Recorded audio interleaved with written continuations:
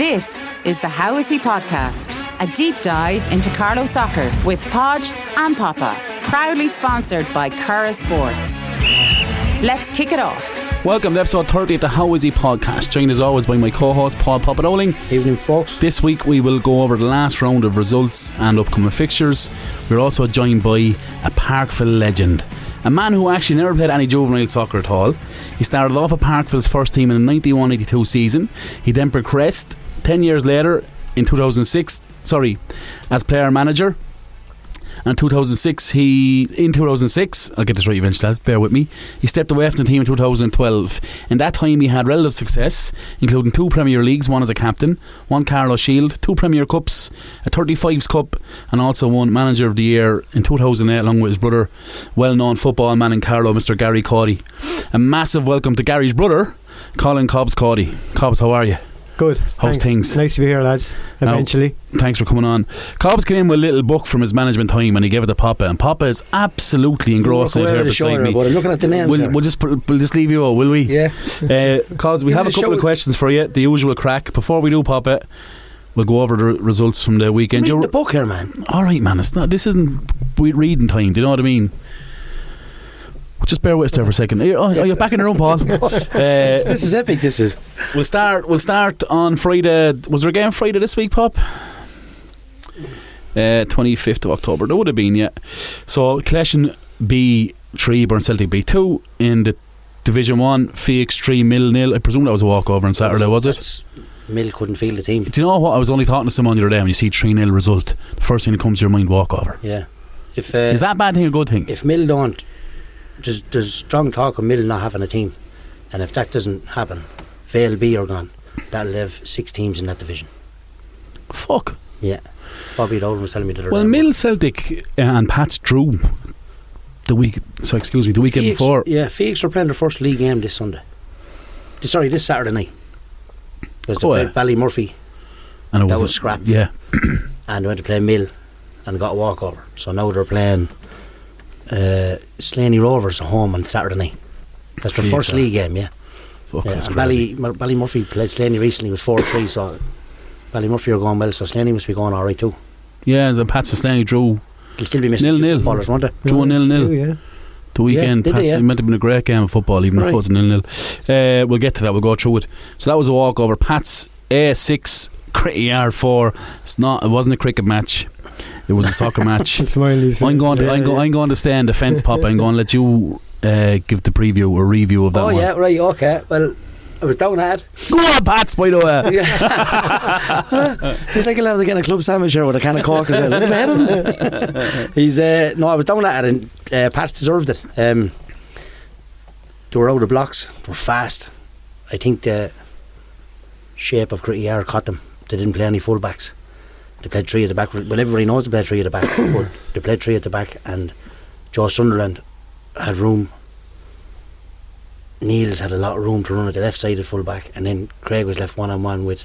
So the space between their left side centre half and say wing back was. Yeah. So I've seen the game, and I agree with you. So when a Pats player picked it up in that area between the wing back and centre half, he could turn out and he could just go on a straight line nearly. Yeah, I think what you have to do against Pats is play 4v3, which is you have 4 defenders, and if one centre half will pick up the striker and the other one a spare, obviously, and the full back is against the winger, and vice versa on the far side. Yeah. And if one of them was beaten, which happened on Saturday night, it was a 3v2 in favour of Pats. Gotcha. Do you understand me? And your man was epic up front. He was involved in 5 of the goals. Callum, he was a handful. He was really, really good. Player, yeah. But he was 2-0 up, and then they gave away a goal. Pats did, sloppy goal. 3-1 just on the stroke of half time, and then Critty got back into it and went a little bit more physical in the second half.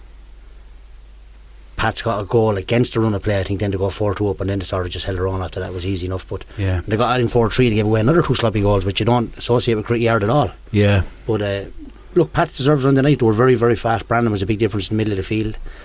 They were defensively really good in situations, but made a few silly mistakes as well. But look, it's miles better. I think I looked at it twice actually. I think it was probably one of our worst footballing performances. I didn't think we were great on the ball, to be honest with you.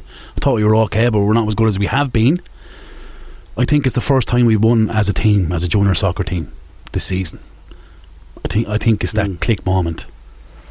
I'll tell you what happened for Gritty Yard. I'd say the big players had a quiet game. I've seen him in a long. Ozzy was quiet. Craig was quiet by his standards. Jack, Jamie Marr. They just couldn't really get going at all. Yeah. Mikey was a big loss, obviously.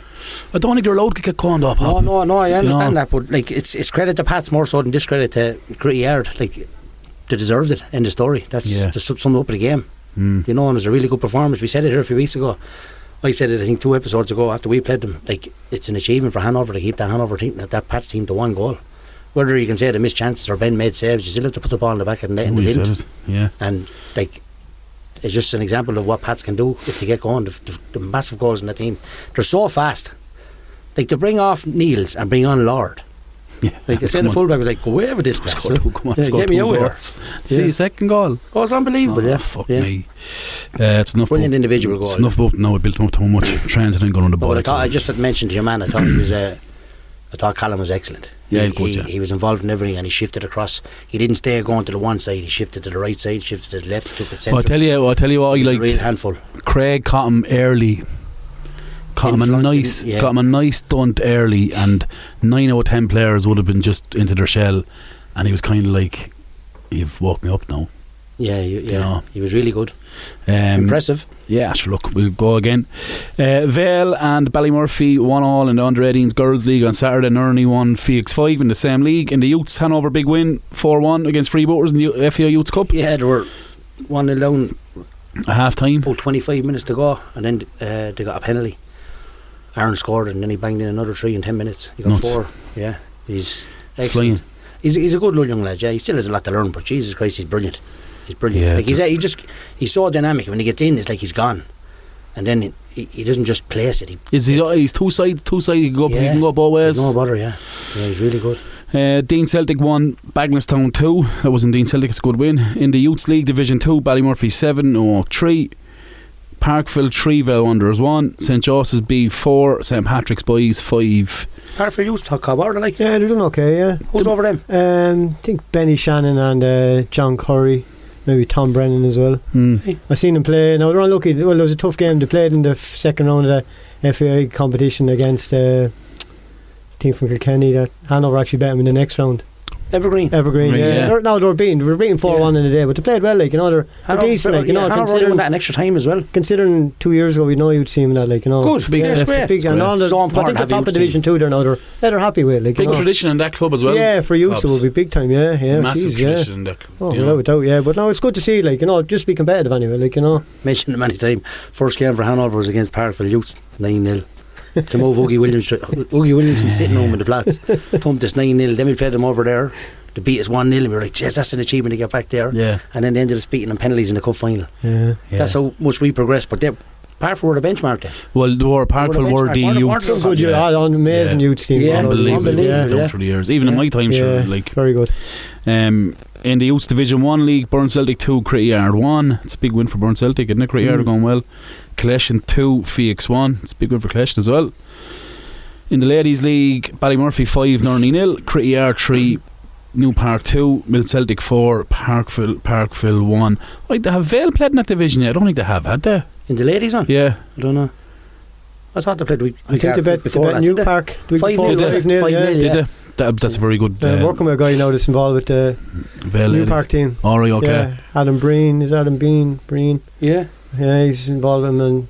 He said they've been unlucky. He said they're very unlucky against Cray. They were 3-0 down against Cray Yard at the weekend, and he says they came back and played brilliant stuff in the second half. I think they lost 3-2, was it, this weekend? He said they're very unlucky. But he's just a bit unfortunate because he said they have another away game. 3 away games in a row is tough. And he said and like he said, he was telling me yesterday that at the moment he only had maybe 12 available for this Sunday. 3 away games. If you got in a home game, you might get a few more going, like, you know. But absolutely, there'd be a good side, like, you know. Yeah. In Division 3, Hanover Harps B4, Ballymurphy B1. On fire. Further wear, but the big Duncan. How would a Pa not get the Oscar trainer job? He doesn't have the name. Pa for United. And Pricey Carlos is playing left full. Oh yeah. Actually, do you know what? I'm going to show him out. After you bet Pats on 35, he's finally come over to me in the van, right? Well, Pricey hosting. Well, Podge, how are you? How are you? I didn't get on, man. The grind is fucked. I think I might finish. You know that. You know, kind of enough. Pick up the Nationals the other day. Here he was, captain's arm man over his big team. I was like, go away with him. Yeah. Well, he was telling me all about his ball he put in from Murta. Oh, was he? Swung it in, it was unreal. Pricey Carlos are calling it. Yeah, deadly. Nurney 1, Wolf Hill 4. Wolf Hill actually had their presentation pop Sunday gone. The jerseys, they look well, don't they? Great, yeah. We have news on jerseys actually, Papa. Remind me about that, will you? Yeah. St Joseph's 4, Ballinglass 2. They're turning the corner. Ballinglass B, that is. It's great to see Joseph's back, lads, isn't it? In Division 3. Doing a lot of work out there, right? Yeah, they're doing great work out there. Division 2, Ballinglass 5, Dolman B 3, Castle Rangers 0. Jesus, Castle Rangers have gone back. I thought they were struggling. We played them in the Shield at the start of the season and it gave us everything we wanted of it. No, we bet them, but Jesus, they were very young and hungry.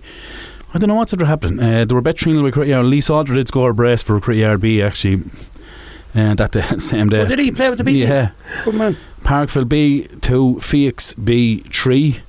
That's a good Phoenix B team for young Hennessy. John Hennessy's young lad. Ross. Yeah. Alright, the game was on the same time as the Premier game, so I was watching the Premier game, and I knew there was a good few goals flying in. Alright, but where did they play the B team? At the top, at the back? It'd be at the back of one of the goals, running down the pitch, running down. Yeah. But it was. We knew it was 2-1, and then we're looking up and we seen there was a mad scramble. They made it 3-1, but then a couple of minutes there, Parkville got a goal back. And there was only a minute to go, and next thing we were looking up and there was nobody in the Parkville goal. The keeper gone up to take a free kick. The play broke down. Next minute the Parkville keeper's out nearly at the corner flag trying to cross in the ball. The ball broke down and Felix came up the field and had a great chance to make a 4. The man took a shot from a long distance out and went wide, like, you know. Okay. There's some support over there. There must have been fucking 60 or 70 of them over there. Felix. Oh, yeah. On the line, unreal, like, you know. Travel well, Oh, Jesus Christ. Travel well. Brilliant, like, that's their B team, like, you know. He loves it. Yeah. Loves it, yeah. Fair play. No, but they were the better team, but they were, Jesus, I couldn't believe the support that, like, you know. As B team's gone now, that Felix B team wouldn't be too bad now, to be honest with you. I'd say it wouldn't be old place now in the first division if they got in there. Would they? A lot of them are youths. See Jed and Kelly's playing with them, and Ross Hennessy's very good as well. Oh yeah, Ross Hennessy's very good, yeah. Very good. Did he? Yeah. Lethal.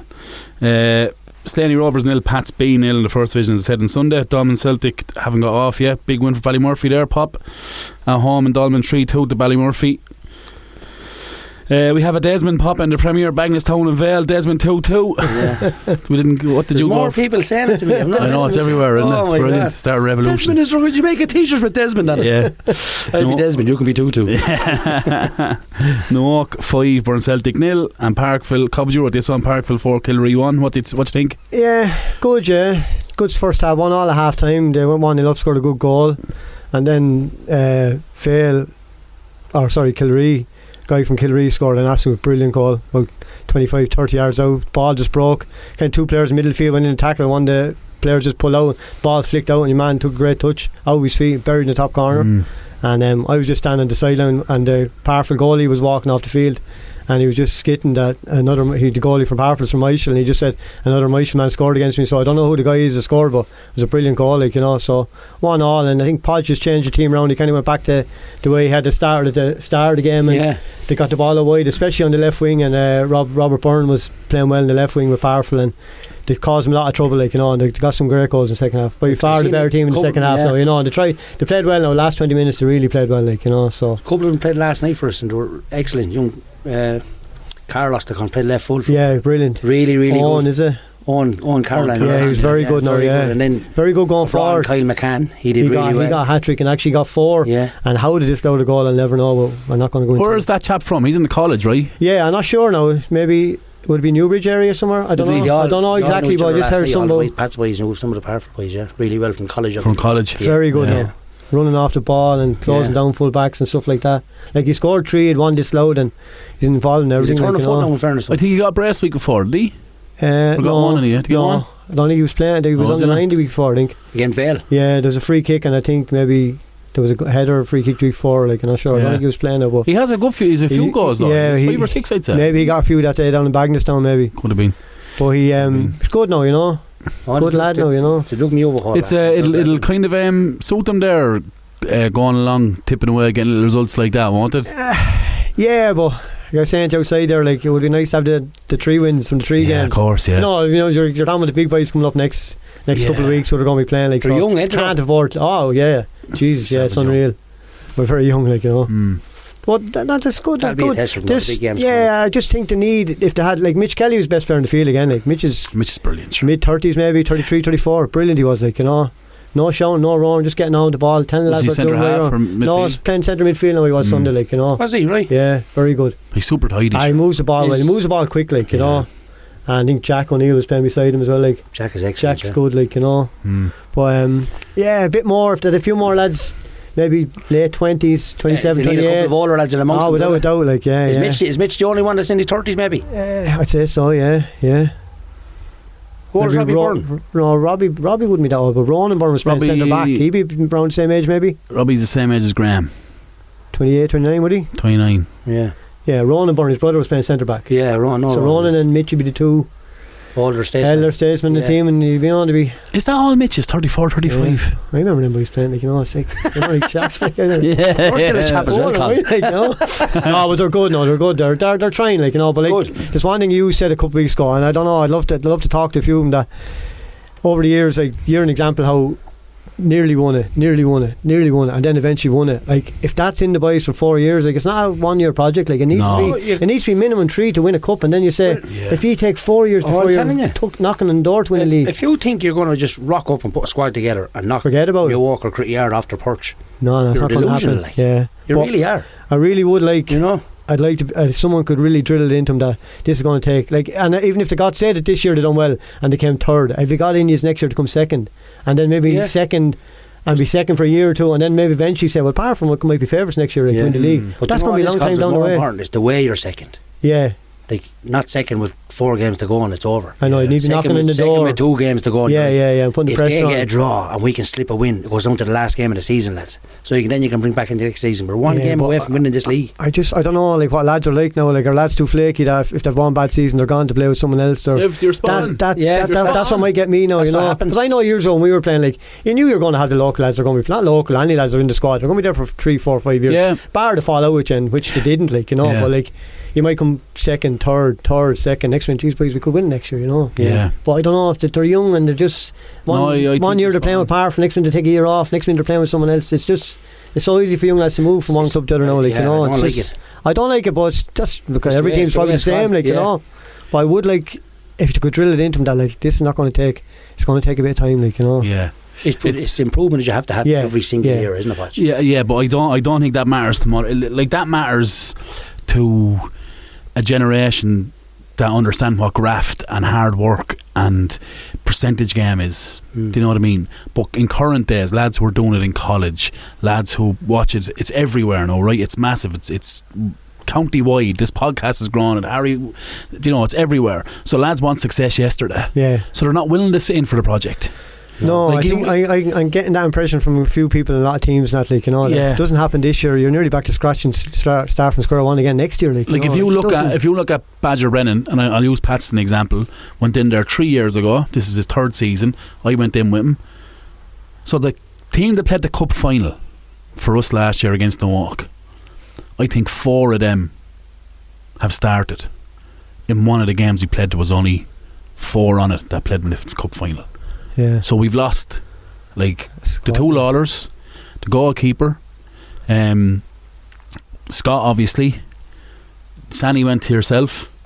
Like, you know, so you're every year you're hemorrhaging players. Like, it's very hard to get the player that'll say, do you know what, I'm in here now for 3 years or 4 years, let's go. Like, if a Brandon that, you're lucky because they're loyal and they'll stay in and they'll soldier on with you. But I don't know, I think lads want success yesterday. Yeah, look, I just think, no, maybe if they could keep their feet in the ground and work hard and just, you know, I get you. Take it game by game, even if it's that simple, like, you know, game by game, and get a bit of success this season and see what's like for the start again next season, like, you know, it's just, it's delicate, like, you know. You'd encourage them to stay put, though. Give the management team their 2 or 3 years. Yeah, but they're putting the work in. If they don't like them or they don't react to them, or it's just not happening or getting worse, well, then I'd make it as I know Podge and whoever the guys are helping, they will be fair to them, like, you know. Yeah, they're giving them everything they want to be successful, like, you know. So, you you're really putting it back on the players now at this stage, like, you know. That's it.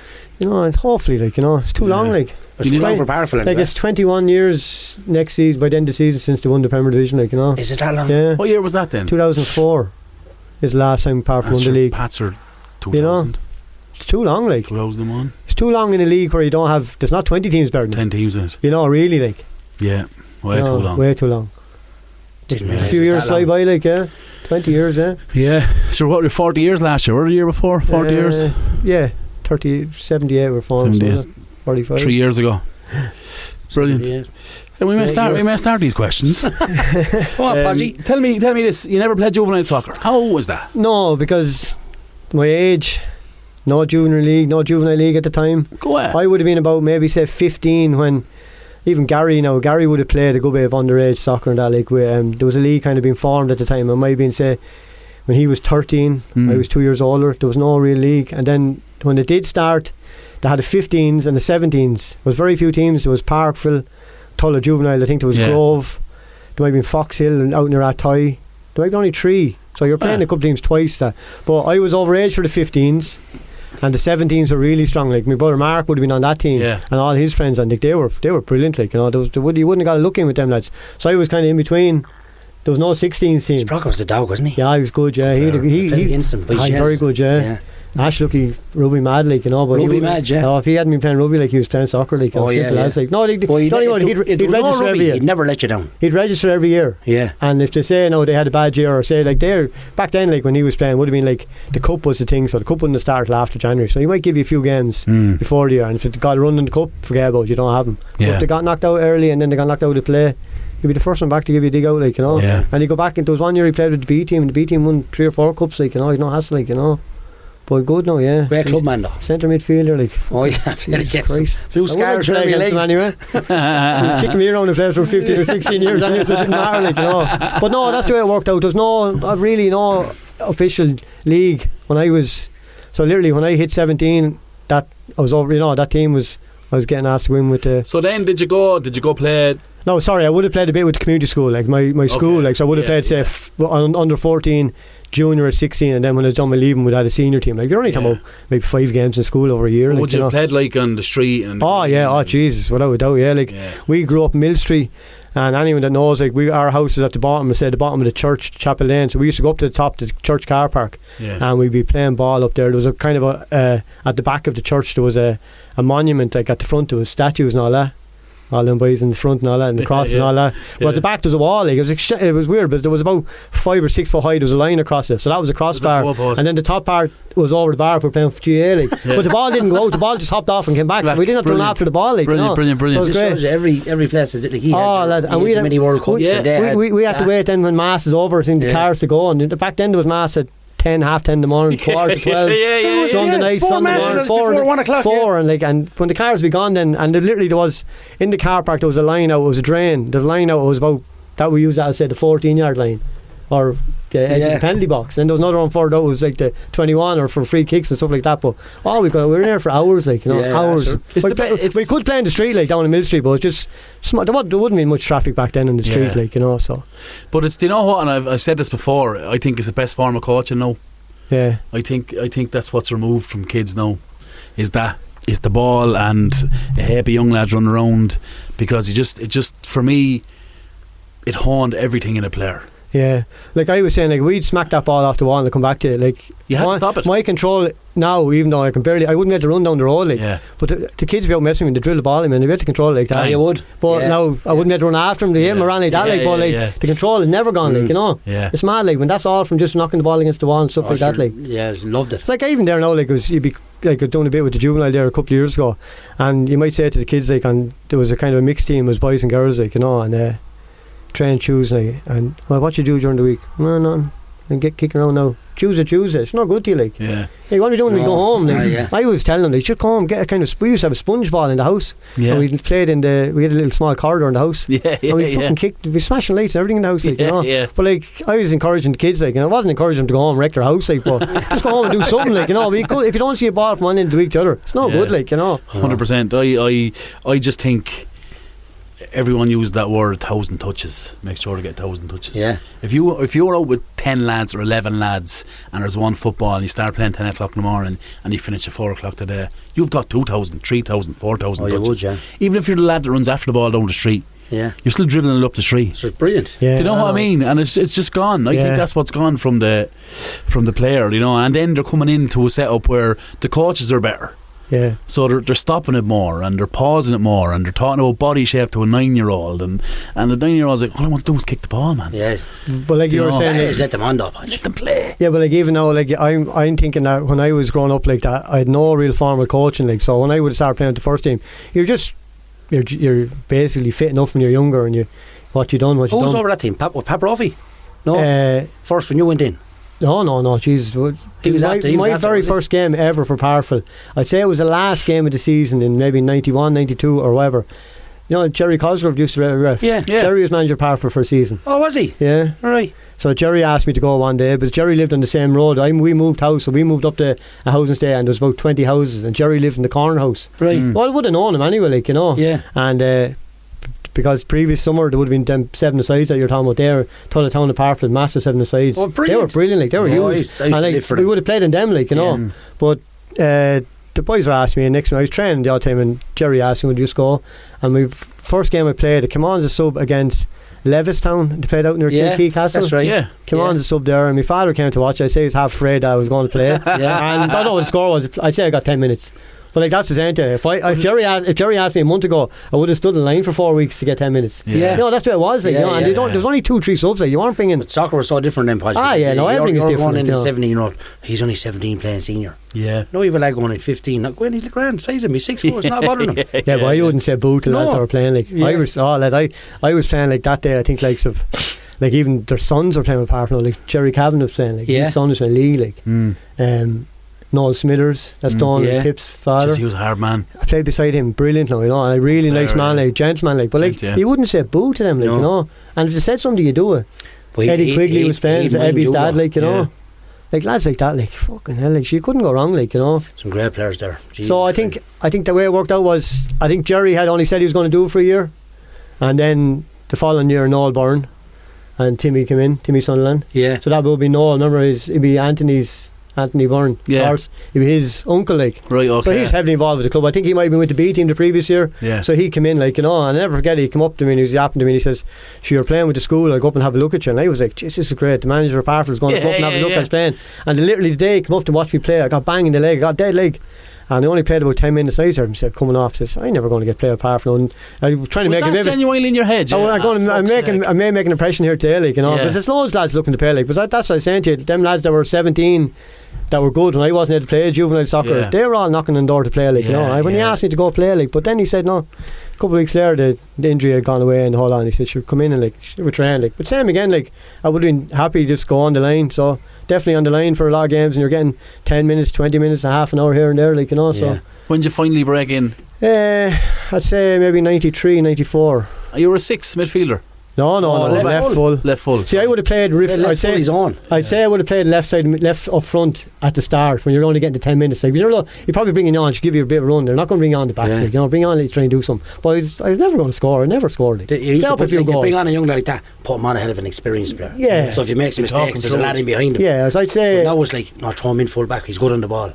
It's had to switch in the whole way, like. He was like, when we were that going, he was like, no, you may mind him. Yeah. So if he goes up the field, he plays left full ahead of another lad that's 20 year older than Pod. Is it not a thing where put him in the least dangerous place?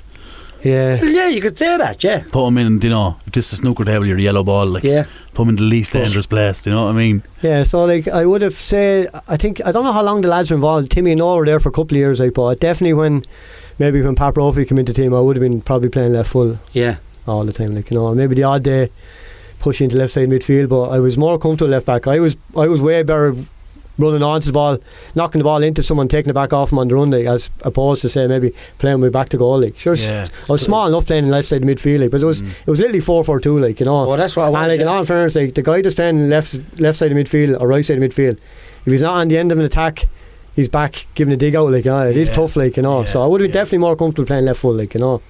But like, I was given the license to bomb on, like. Yeah, but you were good at the ball though, Cobs. You run, like, you timed the run well and your cross was always good. Yeah, well, like I was, I would have practiced. Tony Tony Dorigo going up and down the lines, so you were. Jesus Christ. Timing is everything, though, Cobs. There, isn't it? Like the smart fullback.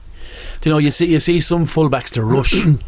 I make it up here. They're gone before the ball, yeah. When the good smart fullbacks nearly walk into the area. Yeah. So the game has gone way 20 yards ahead of you. Yeah. You're just sauntering into the 5, 10, 15 yards. All of a sudden you get it, and you have the extra 2 or 3 seconds to whip it, or bounce it, or go around them. Like even last Sunday, I seen at one stage in the second half, the guy that was playing left full for the Parkville, that own Carlos, yeah, he got one ball last Sunday, and the way he got it, knocked it into your man, took it back off, and I said, fuck, that was it just brought me back. I swear to God, I was standing right beside him and I said, geez, your man beside me says, oh, that was you, and I said, I wasn't. Well, your man, he wanted to see the run he made, like, physically wise, he's only he's tiny, small chap too, you know. He was bigger than me when I was that size, like, you know, but he was so good, like, when he saw it, he was gone, like, you know, little space in between the full back and centre half, and he got in, and I think he could have went on and buried it, but he pulled the ball across, like, you know, but I would have been happy just getting forward. You would have shot. No, you know me, I would like to say, oh Jesus, chances the goals to score were fuck all, like, you know. I don't think I ever scored. I scored 2 one day. That's the one. I never scored a hat-trick. 1 day. 2 in the one day was the most I ever scored. It was against Hanover, actually, you know. That's not in the book here. Hold on. Every Quigley 2 goals. Hanover 2. Every Quigley got 2. Yeah, no, I tell you now, there wouldn't be too many days when I got 2, like, you know. But I love getting forward, and even at the expense of, well, look at your, I would have played nearly 95% of my time with DJ. Would have been playing either right full back or centre back. That's right, yeah. He'd cover for you. He'd eat me, but he'd still cover for you. You know what I mean? He'd be giving out if a player broke down and I wasn't there to get, but he'd help you out, like, you know. So the team helped, like, you know. But it was nearly the same backline, nearly, wasn't it? That's when you're winning all the time. Ah, yeah, it was strongly. Well, you could have maybe Pacquiao was right back, I was left back, DJ and Spud maybe. DJ Mick Roach. Sometimes Spud and Mick Roach. Lucky you play there. Kevin Lynch, if you were stuck, you might play there. Yeah. No, I was, and that's why I was going back to the boys now, you know. You could name the team for 3 seasons there nearly, you know. I don't know what that's going to happen now. But you're playing against, you're going over the Parkville and you're like Ray Shannon in the air, physically touch, unreal. Jamie Farrell. And then you have the greyhound in behind you, Jamie Farrell. You're like, that's every attribute a striker has in 2 players. Yeah. At them days when it was 4-4-2. I would have had the amount of respect I would have had for, say, even when Noel Byrne and Timmy asked me to play, like, because I got on well with them lads, like, they were down doing everything in the club, like, you know, they're brilliant clubmen, great like, you clubmen, know. yeah. And then when they stepped away and Pat Brophy came in, like, I sure, Jesus Christ, I'd play with Pat on the Oscar trainer team in goal, and like, Pat was like a fucking hero to me, like, you know. He was, Jesus Christ, if Pat told you to do anything, you do it, like. And I remember Pat playing outfield and in goal, like, you know. I was Pat play anywhere, like, you know. Did you play Oscars, yeah? I did, yeah. I meant to say that, yeah. I never put down in the Oak, yeah. I would be on the first Carlow team that won against United Churches League. I was thinking that you were left full in that. Yeah. I was thinking she was definitely on the Oscars. I didn't want to no, I loved it, but it was a big step up now. That's where I think, from like saying, not getting maybe the small bit of coaching, playing, say, when it was 14, 15, 16, 17, to coming in then when you played against the better teams in the Oscar, it was like, you'd know the difference, like, you know. Yeah. But I know, I liked it, like, you know. Jesus Christ, and asking to go in, I was gone, like, you know. But the difference in that, though, Cobs, is when you were playing left full for your club, like, oh, this is my area, I'll mind that. Yeah. If you're playing left back for the Oscars, you got to shift across the street. If the right full back goes up, you're shifting across. And I tell you, you know what I mean? Whereas a club pod, you're staying in your area. The first year I played with the Oscars, we were beating 4-0 up in the AOL. I seen this in that hit the Mick Gorman has the thing on the 25 years of the league. I was just looking back over it. We were beating 4-0 up there, like, you know. But the Herald on the thing on it, and they gave all the players ratings and all that. And I got 7, like. I don't remember anything of the game, like, you know. Yeah. It's mad. They gave us brilliant, great report. We got 4-0. I think the following year we were beaten down in Carlow. We didn't, I don't know who we beat. Maybe they were beaten by us. But the third year then we played the United Churches League. Yeah. And we beat them, like, you know. It was a great win, like, you know. They scored an OG, I think, I think it was in the community school in Tullow, like, you know. But, like, do you agree with ratings? Would you rate players? Like, do you like that? Look, well, I don't remember anything. Just looking at it, there was a 7 out of 10, like, you know. But, like, we're beating 4-0, like, so your things. Like, who was it said? 7 out of 10. Who used to do it? Damien Lockett. Oh yeah, someone was saying that. Yeah. Would you do that? I don't know. That's a bit much, is it, every week? Jesus. I couldn't handle that. Would you be able to handle that as a player? Well, if a lad gave me 5, I'd give him a box. Simple as that. I don't know whether I agree with it or not. I did notice the step up, like, in everything in the Oscar trainer, like, you know. Oh my God, I remember playing Kilkenny in the school, and I got booked after about 2 minutes. Literally, ball pit in over the top, and I was lost. I went back in. I thought I was going to win the tackle. Yeah. And I missed. I fucking nailed it, lad. And I literally went in there, fouled him. I landed in, I'd say it was either someone from the Car League right beside him at his feet, like, you know, and him as well, like, you know, and I said, I'm in trouble here for the whole game. Yeah. And like the difference between, you get away with that in the league game, you know, like, lads, is it the pace, Cobs? Unreal, like Kilkenny, like your man Ollie Walsh was playing up front for Kilkenny at the time, like, you know, he was unreal, the best 1-0 he scored. But he could do on. But the pace is there for the whole game. Oh yeah, like, it doesn't non-stop. Doesn't come in pace. Oh yeah, it's constant. It's non-stop. And like that's back in say 94, maybe 95. Like, so imagine what it's like now. But as hard as it is start, right? It's hard start. You coming on as a left full, like, what the fuck? Your man's gone by me like I'm stopped, and it's hard to get into a game like it's that. Very if you're making changes of a game of that high level, when you're coming on. If you don't fit into that straight away, as in the pace of the game, you're in trouble. It's unreal. Before you might even kick a ball. Yeah. But if you're not, you know, if you don't slot in when we're up and when we're back, when we're left and we're right, if you go in and you're slow on that, you're fucked. Yeah. It's your first action in the phase of play that you're involved in. Like whether it's a good press and you get a throw of it, you nail your man, or you get a good ball down the line, you're like, I'm set here. You know, I was done, the ball was over the top and I was going back and I said, if I don't get this, I'm in trouble. And he probably just slowed down maybe as well. Then maybe he was known after, is either going to be a Ollie Walsh is very good though, wasn't he? Or I'm getting this guy's book, like, you know. Yeah. But the step up was unreal. But I'll tell you a good one, that I might have played for 3 years, and then I think Dave Dowling, is it from Cleshin? He took over the team then. Because I think Shammy Payne would have been over the team for a year or two. He would have been involved in it. Yeah, he was involved again. Yeah. Dave Dowling came in then, and we trained a bit more, and next minute Pats were back in league. So when I started playing for Parkville, Pats were still in Kilkenny. Yeah. So we were only hearing these stories about Pats, like, you know. Yeah. Next minute I played for 2 years, maybe 3 years, and probably thinking, geez, I'm great, I'm going in here, I'm going to be left back again next year. Went into train the following year, was asked to go in, no hassle to go in. And next thing we heard rumours that there's going to be a few lads from Pats here. We're there, sure. We don't know any of them, like, you know. So they're only lads like from Carlow or Kilkenny, whatever. They're how good are they? Yeah. Walked into the dressing room, no messing. Fucking, I'd heard this guy was saying left full back, he was meant to be deadly. Coady. Yeah. Oh, Judy, yeah. And I'm there like, sure, fuck's this lad, you know? Lad came out onto the field. Yeah. And he says, I'm not going to play Dust Training team ever again. He was fucking brilliant. Yeah, up and down. Brilliant in the dressing room. And we were messing, we were just going mess. No, he's next time we were in there getting ready in the voice and come on, we're going over here training all that. Like Jim Murphy would have been on the team with me. Jim was either playing centre back or right full. And Jim would be, back in the Eagle, like, you know. Yeah. Next minute, Gerald look at us, boys, come on, tune in, turn on now, like, you know. We're like, are you serious? Oh no, fucking am, like, you know. That's the way he is. So I end up then, he played left full and I played left side midfield, and it was the best thing ever. The talk and he gave me and tell me when to go. Cobs, don't be tearing up there for no reason. The ball's not there and all this. Brilliant to us. Yeah, brilliant. I think his favourite roar was turn him. That was your key to Cobs spin him with a tackle now. Yeah. I'll get him the next time. Yeah. And like from me thinking that I'm never going to play with Josh Flirteen.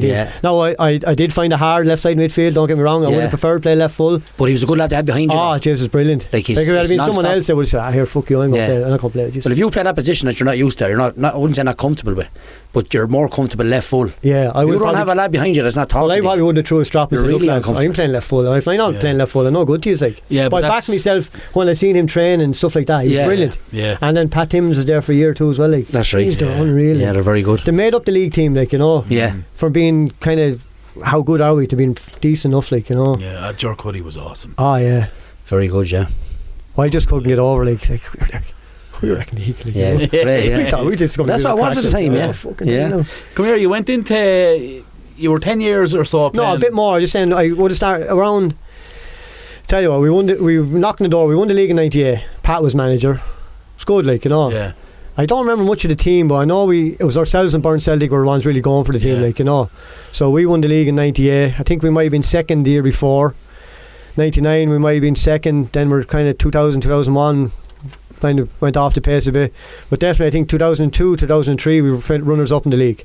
Pat is still over the team. Team has probably moved on a bit. A few more lads have come in. And 2004 then we won the league. And the team was good. The team was better. We're all kind of moved on a bit since '98 and that, like, you know. And Kev Maher was captain of the team in 2004, like, you know. John Kenny would have been playing. I played a lot against Kevin when I was starting in it. Yeah, it was tough character. Yeah, but it was a good team, you know. It was a good team. It was good, like, yeah. But if you wanted to get down and dirty with them, they would. Oh yeah, but to play football, they were class as a football team, like, but.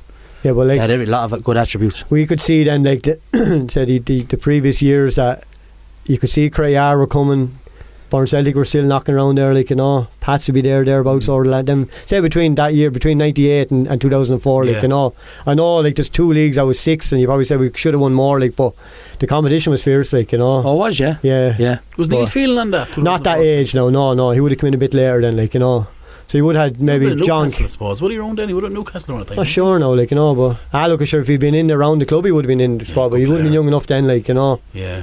But no, the 2014. Emmett is Neil is older, is he? He's older, yeah. Yeah, like, unfortunately, Jamie Farrell missed out on he was away studying in the year into 2004 year, so it probably would have been Ray and Nicky Nolan up front, maybe. And Nicky Nolan's a great player. Yeah, he played to B team last Sunday. He did not. He did, yeah. Still playing, yeah. He was over 35, was last he? year, 35, yeah. Played a few games for Burn Celtic when we played with Pats. I played with the Euro Pats. He played with Burn Celtic, but just loves playing it. I seen him talking out. Physical, strong man. Queer intelligent footballer, lads. He was definitely talked out playing with the seconds on Sunday. Does he do a job for you too? Yeah. But so 2004, it was good. 2005, then the following season we went unbeaten, drew too many games. Go away. Yeah.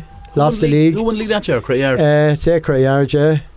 And unbeaten for the year and didn't win the league, but drew too many, drew an awful lot, yeah. And we knew, like, well, that's a first, is it? No, I wouldn't. I'd say that before. Year. I think worked on it last year. Yeah. No, but won the league though. Oh no, we didn't win it. No, we could have lost 2 games, and then you walked out lose a game last year, a league game last year. No, unbeaten all year. Jesus, and you yeah, but like we drew too many, way too many. I don't even think it went down to the last game of the season and like that, like, you know. So that was unfortunate. So then I think the way it worked out was we knew that Pat was after being there from probably maybe 95. So Pat had been there the guts of 8-9 years, like, you know. Put a line out, the guts of it, like, and heavily involved in the club. Like Pat would have been treasurer and stuff like that over the years in the club, like. So I don't know, he wanted a bit of a break and he rightly deserved, like, you know. So over the years the lads have been kind of looking to get somebody else in, like, you know. So I think I was trying to work my head around this. What way it worked was that I think for 1 year Jesse, it'd be DJ's father, and Kenny Dunn come in. Now, it would have been late enough, I think, come in, but no one was going to do it. They come in and done it, like, you know. And in the meantime, that season, we didn't write it off. We just tried to be as competitive as we could, but we were trying our best to get Jerry Bickerstaff involved. Right. Yeah. Now I don't know if Jerry had done the Oscar trainer at this stage or whether it was after or what, but he had been with a couple of clubs anyway. He was recognised anyway, like, you know. He did Kenny Z around the time and everything, sure, was he? Yeah, but we wanted him, like, you know. We wanted him to get him in and all that. So all I can remember was it didn't work out great from day one. You got him anyway. We got him, yeah. So I think the season, we finished up with the season anyway, and Jerry came in. I'm almost certain I had a hernia operation that summer. So I remember going up and watching the lads training, and the training had gone from what we had been doing to what Jerry was doing. It was unreal, tough. A few lads didn't like it. A few lads, I think, might have been playing football at the time, weren't 100% committed to the club, and the going was getting tough. Like, numbers weren't there. You could see did he do Parkville and the Oscar trainer the same year? I don't think so, no. I don't know whether he did or not. I played on. No, I think it might have been later. He was the train in Tullow. It was later he done the Oscar trainers. Was it? Yeah, it was. So tell me, just I want to pull you on one. So you mentioned the training. So how different was the training? Well, like, we would have done training, like, back then you were talking about, like, you're hopefully getting the lads together for an hour or an hour and a half on Tuesday, maybe Friday, a few lads away in school and college and all that. So basically we would have done like a warm up, bit of stretching, bit of ball work, basic ball work. Lads won a game, then that was it, like, you know. Basic lights, you know, stuff like that. Like, you'd be just happy to get the lads together, like. You'd be kind of just ticking over from training to games, hoping you'd have your game every Sunday, train twice a week, and then you got the usual where you'd have some lads saying, no, that we train twice a week, and they were there. Well, sure, if I don't make shoes, I'll be there Friday, like, this type of stuff. Like. Then you had other lads that would be go every night of the week free, like, you know. So was the jump nearly from I won't say disorganised, but a jump from where you're in a comfortable space? Oh, we're way too comfortable. A lad coming in and saying, no. Oh, he rocked it, yeah. Time is changing here, lads. He was probably ahead of himself coming into our club. But we had probably sold him that the lads are going to do this, like, you know. So, came in the train. I never forget, there's one thing one day I noticed, like, he done a warm-up with the lads. Like, that's what I'm saying, I wasn't playing, but I remember him just standing there doing the warm-up, like, and the boys were blowing in the warm-up, like. Were they? I said, and it's not a blowing that they're on their second win, like. They were bet, like, you know.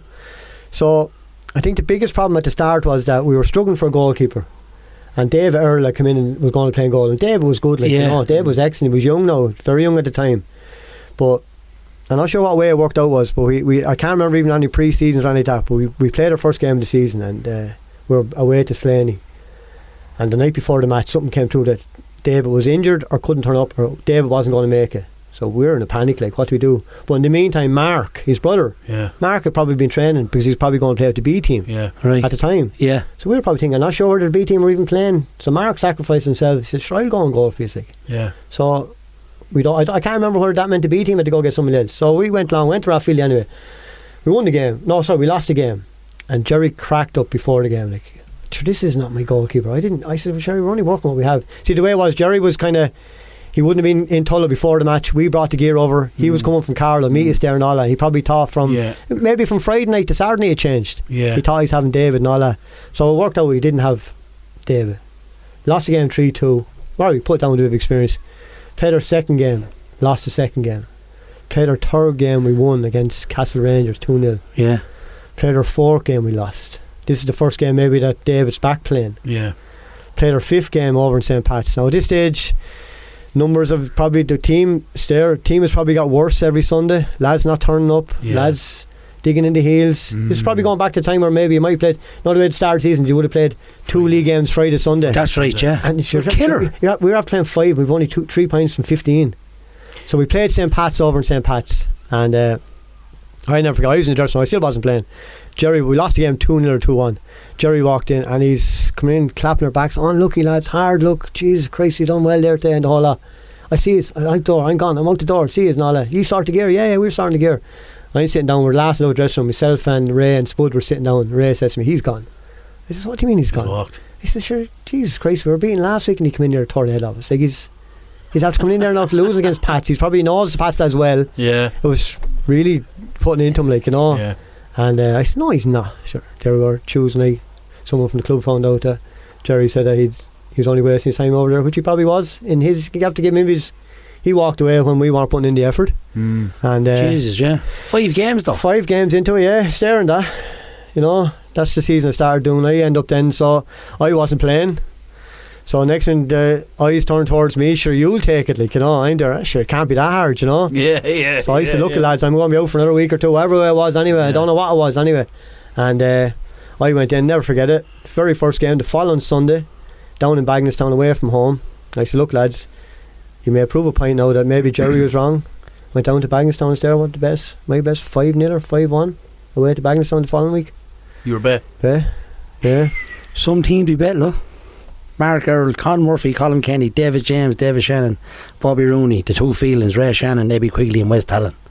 Bet by Slaney. You're joking. Who's the bench? So that's the first game. Nicky Nolan, Jamie Farrell and Skippy, Stephen Gary on the bench. You go on into the fifth. Then you lost against Collection, won against Castle Rangers, lost 2-1 against Critty, 1 sub. This started from your... This is just before Jerry. Yeah. Damien McMahon played. Yeah. Lost 2-1 against Pats, 3 subs. That's the day he walked. Alan O'Reilly, the weatherman. Yeah. Was he a player? Well, he would have played with, that's what I'm saying, like, them by sacrifice from the B team to come up and play with the first team when we're struggling. Just for podcast purposes, lads, this is a book that Cobs brought him. It's not a book, it's just it's a little notes. It's deadly. It's like, it's the equivalent of Anne Frank's diary, really, isn't it? So your first game Papa hasn't taken his eyes off it. Lost 6-1. 6-1, sorry, I said 5-1. How did you find the transition going into management? As you mentioned there, this will be easy. First thing I thought was, they're not playing for Jerry, they'll play for me. Yeah. It was worse. Yeah. That was the hardest thing. Yeah. Like, I remember coming home with Spud. I used to travel match with Spud, like, and I was coming home and I said, Jesus Christ, this is serious, like, you know, we're 6-7 games into it now, we're after getting absolutely walloped down in Bagnallstown. Yeah. You know, so I don't know. I can never remember us having a team meeting or a, lads, what's going to happen here kind of way. Like, maybe we did have a big meeting, maybe the players, I wouldn't have done it back then, like, you know. Yeah. So I knew we were in trouble, like, you know. What are you talking numbers for training? Sure, you see that there. You're probably talking about. You see, the first and seconds would have trained together, so you're probably talking maybe 20. Ah, yeah, okay. You're probably 13 premiers and 7 or 8 or B team players, like, you know. Yeah, it's not too bad then. But like saying that, like, that's what I'm saying. Some of the lads in the B team come up and they went in the line for us, fair juice, them, like, you know. Yeah. They could have just said, no, I'm staying with the B team, like, you know. Did you turn it around? Slightly turned it around, yeah. Turned it around up to a point. Mullingar beat you there 5-0. Yeah, I'd say Mullingar is well established. No, Mullingar, yeah. So, but you look at the 11 to play against Mullingar, it's better than the 11 to start the first day. Yeah. They were they were brilliant. They best in Parkville. It was the best team, I think. You know the way you play teams from Dublin and you say yourself, they were from a regional team to come down to beat us like that. It was unreal. Yeah. You know, they were unreal. Mullingar Town is a big football club, lads. Big football club. I'm interested now. So you're in there. You found it tough, obviously. Results aren't going your way, and I was a bit stubborn as well, probably thinking I don't need help here. So So let's go to the very last game of that season. Oh, can I go back a bit to it? Yeah, go for it. Yeah. We played in the cup. Things turned around small, but I got a few results here and there and all that. But we played Ardatton in the cup, and I was left. I started left back. I'd have first cousins from Ardatton family. There'd be rivalry there, like. The Butlers, and they were doing well. They had a few players back from Burn Celtic and that, like, you know, they were strong, you know, and we beat them 2-0 or 2-1, not sure, but Jamie came on, scored a goal, free kick. That was his last game for Parkville. The following week he was killed in a car crash. Yeah, what a player. Yeah, so what that was player, you know, you're going from worrying about the first team, building a team around him. Was he been playing well, like, you know? I know he played a bit of football at the start of the season that year, like, you know, but he came back in, like, you know, and he played anywhere for you, like, you know. He would have played centre back, centre midfield, centre forward, anywhere, like, you know. We would have sacrificed him an awful lot to play on the left side because he naturally right foot, but his left foot was brilliant as well, like. He was the same age, he'd be the same age as me. We would have played against him the whole way up to Pat's. Yeah. The Parkville team, Pat's team would have been head to head, would have been great rivalry.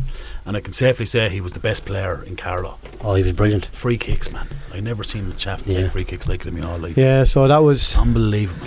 That was a bombshell to the whole club and the family, and to, like I was saying, you'd be kind of not worried about the Premier team. No, you wouldn't. Not in one way, like, you know, but it was tough, like, you know. 18 years ago, like, you know, so. Is it 18 years? 18 years ago next month, yeah. Well, 25th of November. I remember being over the funeral, the crowd. Yeah. I remember. Yeah. But, it's strange, like, because, look, what happened, like, you know, but you'd be kind of thinking, like, that when he was there, that, like, he was 21, that you were going to build a team around him. Probably at a stage where there wasn't too many players moving from junior soccer to anywhere else, like. Yeah. Probably would have had a job maybe if Sprocka got his hands on playing rugby, maybe. I don't know. He played a bit of rugby. He would have been good at. He would, yeah, but he played everything. He played football, don't he? But football back then wasn't all year round like it is now, so we might have had him for a bit of time, like, you know, but the team was good, like, you know. He would have he could have built a team around him, like, you know. Well, he would have been in, like, look, he would have been in around FC Carlow. Yeah, maybe that, but I wouldn't have minded as long as you went to play soccer, like. Yeah, exactly. No, I wouldn't mind anyone playing with Parkville if they want to go better themselves. Go play for another club, but keep playing soccer, like, you know. So you stay involved after that incident? Yeah, it's weird, like, and the way I just think about there today, the little simple things that come back to your mind, like, you know. But I remember going back up to the house. I was working at the time, and I was working in JV Kitchens at the time. We were having a break. It was Saturday morning, and I just stood outside, and I seen my uncle had been home from England, and I seen the sergeant coming into the workshop, you know. I said, this is fucking strange, like, you know. So I walked straight away. I says, first of all, my father, I said, that's it, my father's dead. I was fully convinced my dad's after in a crash or something. So your man Jerry Connolly, he was JJ's Connolly's dad. He's a neighbour, and he's a next door neighbour. So Jerry says to me, I said, look, bad news here, Colin. I says, what is it? Oh, Jamie was in a crash. And I says, what do you mean, how bad? The worst ever.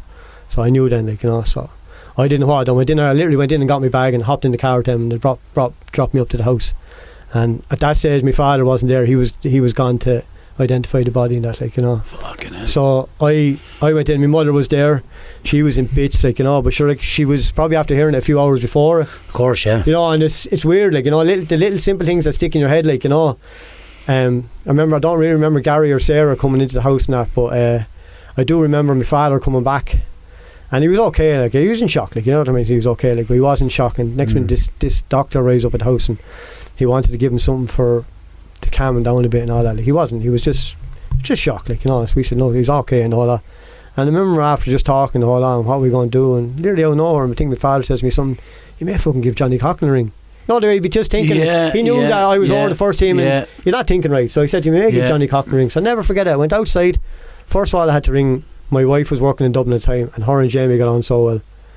I said, I'm going to ring April and tell her that Jamie's in a crash. I can't tell her that he's injured, so I'm going to have to tell her that he's passed away. So I'm worried about her driving down from Dublin then. Of course, like, yeah. So I tell her, and she said she's good coming home, like, you know. I went down and I dialed Johnny Coughlin's phone, and I would have been ringing Johnny from getting fixtures or trying to get games called off and all that, like. And Johnny does have hi Colin, real cheerful, happy go and all that. Minnie answered the phone, first thing he says, tell me it's not true. I said, no, it is true, like. So I said, Johnny, look, we won't be able to play tomorrow. He said, what are you talking about? Don't worry about tomorrow and all that, like. No, little simple things, like, you know. Little things like that, like, you know. Like you were saying, the funeral, like I don't remember much of the funeral, but I do remember the amount of people that came from different clubs and all that, like. It was unreal, like, you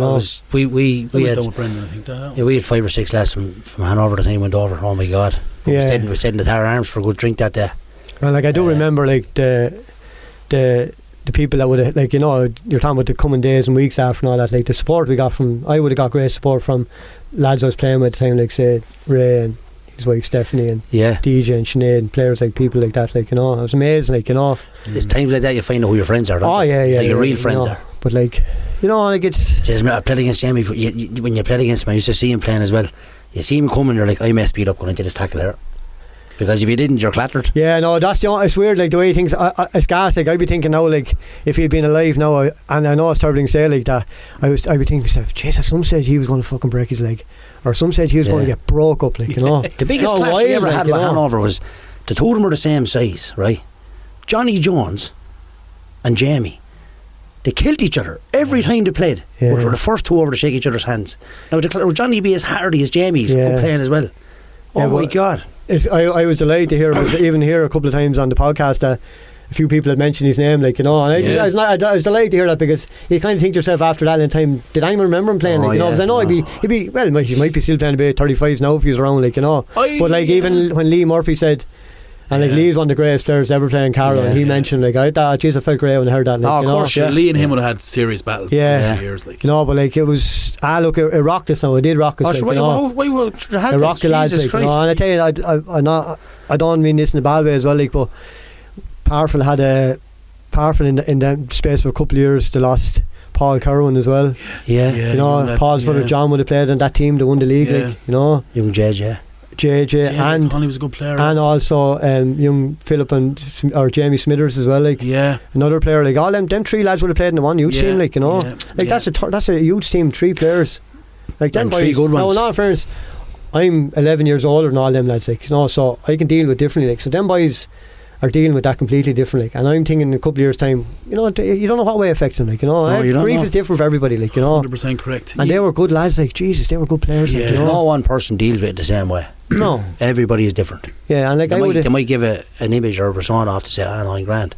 It's weird, like, it's the phone call that counts, just as easy. Okay, my whole thing about was, like, I'd say I didn't go off the rails or didn't want silly or stupid or anything like that. Our family were brilliant, like, you know, but I would be more worried about other people, like. I would be more worried about how, say, like friends his age, no, like, the lads especially, but I would have been more worried about maybe how my wife Avril, how she took it, or my sister Sarah, or my mum, like, you know, or my dad, like, you know. Because I was saying, it didn't really hit me hard about what happened with Jamie until I had kids. And if I have 2 kids, like, they're 14 and 15, and say it's 8 years ago, or 5 and 6, whatever age you were, if one of them fell, I'd be there, oh Jesus Christ, what's wrong with them all? Then next minute you're hitting, you think to yourself, how do my parents deal with their youngest dying? You know, it's simple things like that. Do you think it's that, like, worrying about other people as a mark to yourself, obviously, the man you are, but it's also an outlet for you to escape the grief? But as you said, it's going to catch up with you, you know. Yeah, maybe. You just said it. Everyone does it differently. Oh, yeah. But you can never escape it. No, but you know, like, I was not saying I didn't mourn or anything like that from and all that. Sure, we're in bits, we were, like, but of course. The thing that probably annoyed me the most over the years after, since Jamie died, is when people, I know it's different, but they don't know what way to react to it. When people go quiet, they don't talk about him. And I remember there is some people I know, there was someone that recently spoke to me, and he's always spoke to me about Jamie as if he was still here, and I love it. Why other people, you know, they want to say it, they're afraid to say it, but my young lad's a spit of Jamie. Go away. Is he? Spit of him, no, and the amount of people said to me, they walk in, say I'm down in town doing something in the shop, and you walk in, and you can see him, I goes, yeah, he looks like Jamie. Jeez, I didn't want to say that to you. Just fucking say it, like, you know. You know, so he's a spade. Yeah, it's like, not an offence, like. Yeah, but like, does he play? No, he plays nothing. Go away. Yeah. He's fucking 6 foot tall. And he plays nothing. You're joking. Not a thing. But this is not messing. This is the best one ever, right? I mean, my wife will kill me for this. But tell us. I'm not religious, right? Yeah. But I do believe there's a God. There is something out there. I'm not religious. I don't go to mass every Sunday. Probably made to go when we're younger and all that. And don't mind that happening. Every kid was the same. But I would even maybe gone to mass Christmas Day for years. But we stopped going to mass. So we don't go to mass at all. Then when the kids were small, we probably brought them to mass to show people off. Look, we've 2 kids, we're bringing them to mass. Like, you know, next thing they're causing trouble. 3-piece suit and everything. They're causing trouble, get them out of church quick. But about 3 years ago, the kids now, they always went to Jamie's anniversary mass. Yeah. But about 2 or 3 years, maybe it was after COVID or something, but Max we're there too. The first year Avril wasn't there. Something happened, she wasn't there anyway. And it was his anniversary mass. Max hadn't been in the church in years. And he fucking fainted in the church. Go away. Oh, not, and he fainted. And I'm there, what the fuck's going on here? Like, so we came back, thought, no, we went outside, he was grand, everything was grand, the whole lot after and all that. Yeah. I was telling Avril, and she goes, that's strange and the whole lot. And I was there, yeah, sure, maybe Jamie's looking down at him, like, having a laugh at him and all that. Yeah. I'm not messing, as a word of like, the following year, he fucking fainted again. Go away. 2 years in a row, he fainted in the church. And I wasn't putting it on because we only go to the church once a year. I said, as bad not is, you don't want to get out of church, like, you know, so he hasn't been back to the church since. And neither have I. I don't blame you. You know, so lads, you know, not making a skit of how we passed away, like, but I actually forgot it was so long ago, and I even more forgot that it was actually November. I was thinking it was around Christmas time. No, his month's mine was on Christmas Day. Yeah. So the 25th of November he died. Yeah. So just to go back to football terms, so you're still at the head of the first team there. Yeah. We played, I think. Did you die? Did you like? Oh, went back. Did your interest not die? Or were you like, if I can't have Jamie? I still have the notes there. You just went straight back at it. I think, I don't know if we played the following week or the week after. Maybe they gave us 2 weeks off. But we played Stretford in our first game back. I never forget it. Little simple things again. Jamie Farrell would be the quietest man in the world. And something happened. You know Niall Kenny? Yeah. You know, Niall Kenny and Jamie, next to the two of them had each other by the fucking throw on the sideline. I don't know, Niall, I don't know, but Jamie, I said, what the hell are you doing? Yeah. He was so wound up. I think they just wanted to win. There was so much emotion on the one game. We won the game, it's there. We won the game 3-1 or 2-1, whatever. I'll never forget it. And I've never seen Jamie Farrell raise his hand to anybody. But they had each other by the throat, right on the sideline and right in front of me. And I just stepped back and said, lads, fuck's sake, what's this all about? Like, you know? Yeah. So, like, it was... You got to move on, like, you know. It was weird, like, play on it, like, I say it was an emotional. Oh, that game, I do remember that. But the rest of the season, I'd say, I even had like a sprinkle of emotion. I think it did catch up on us after that. Then, like, there was a lull there, like, you know, definitely a lull, like, you know. Did things improve? Results improve? Not much, but I think something definitely happened in the summer that we were way stronger the following year. Came back the following year. Now we were beaten in the Shield final, I think, the year that he passed away. Bagnallstown beat us 3-0, like, well beaten, like, you know. Oh. But definitely the following year we came back now, 07, 08, like, that's the only regret I have in football, that we didn't win the league that year. When did Gary go in with you? Gary came in that season. So I think there was probably a conflict. Gary never wanted to come in and do anything with Parkville because too busy with Stretford. Yeah, well, his job with the FAI and stuff like that. Like, you know, he didn't want to, and he said he'd be seen as, oh, sure, you're doing this, you're get blah blah and all that. So Gary, whether it was a conscious thing after happening with Jamie, he came in then, like, you know, best thing that ever happened. So Gary started doing Gary would doing the coaching, like, you know. Yeah. And the team is better. Lads are back. We're getting a few more lads back. No, I don't know whether they came back because after what happened the year before. You know, maybe not. I went back and played a bit of football in that summer. There wasn't too many lads doing the job that Gary was doing, you know, at that time. No. Do you know what I mean? No, sure, I was only up and coming. You were only up and coming. I don't even think Gary was working for the FAI at the time.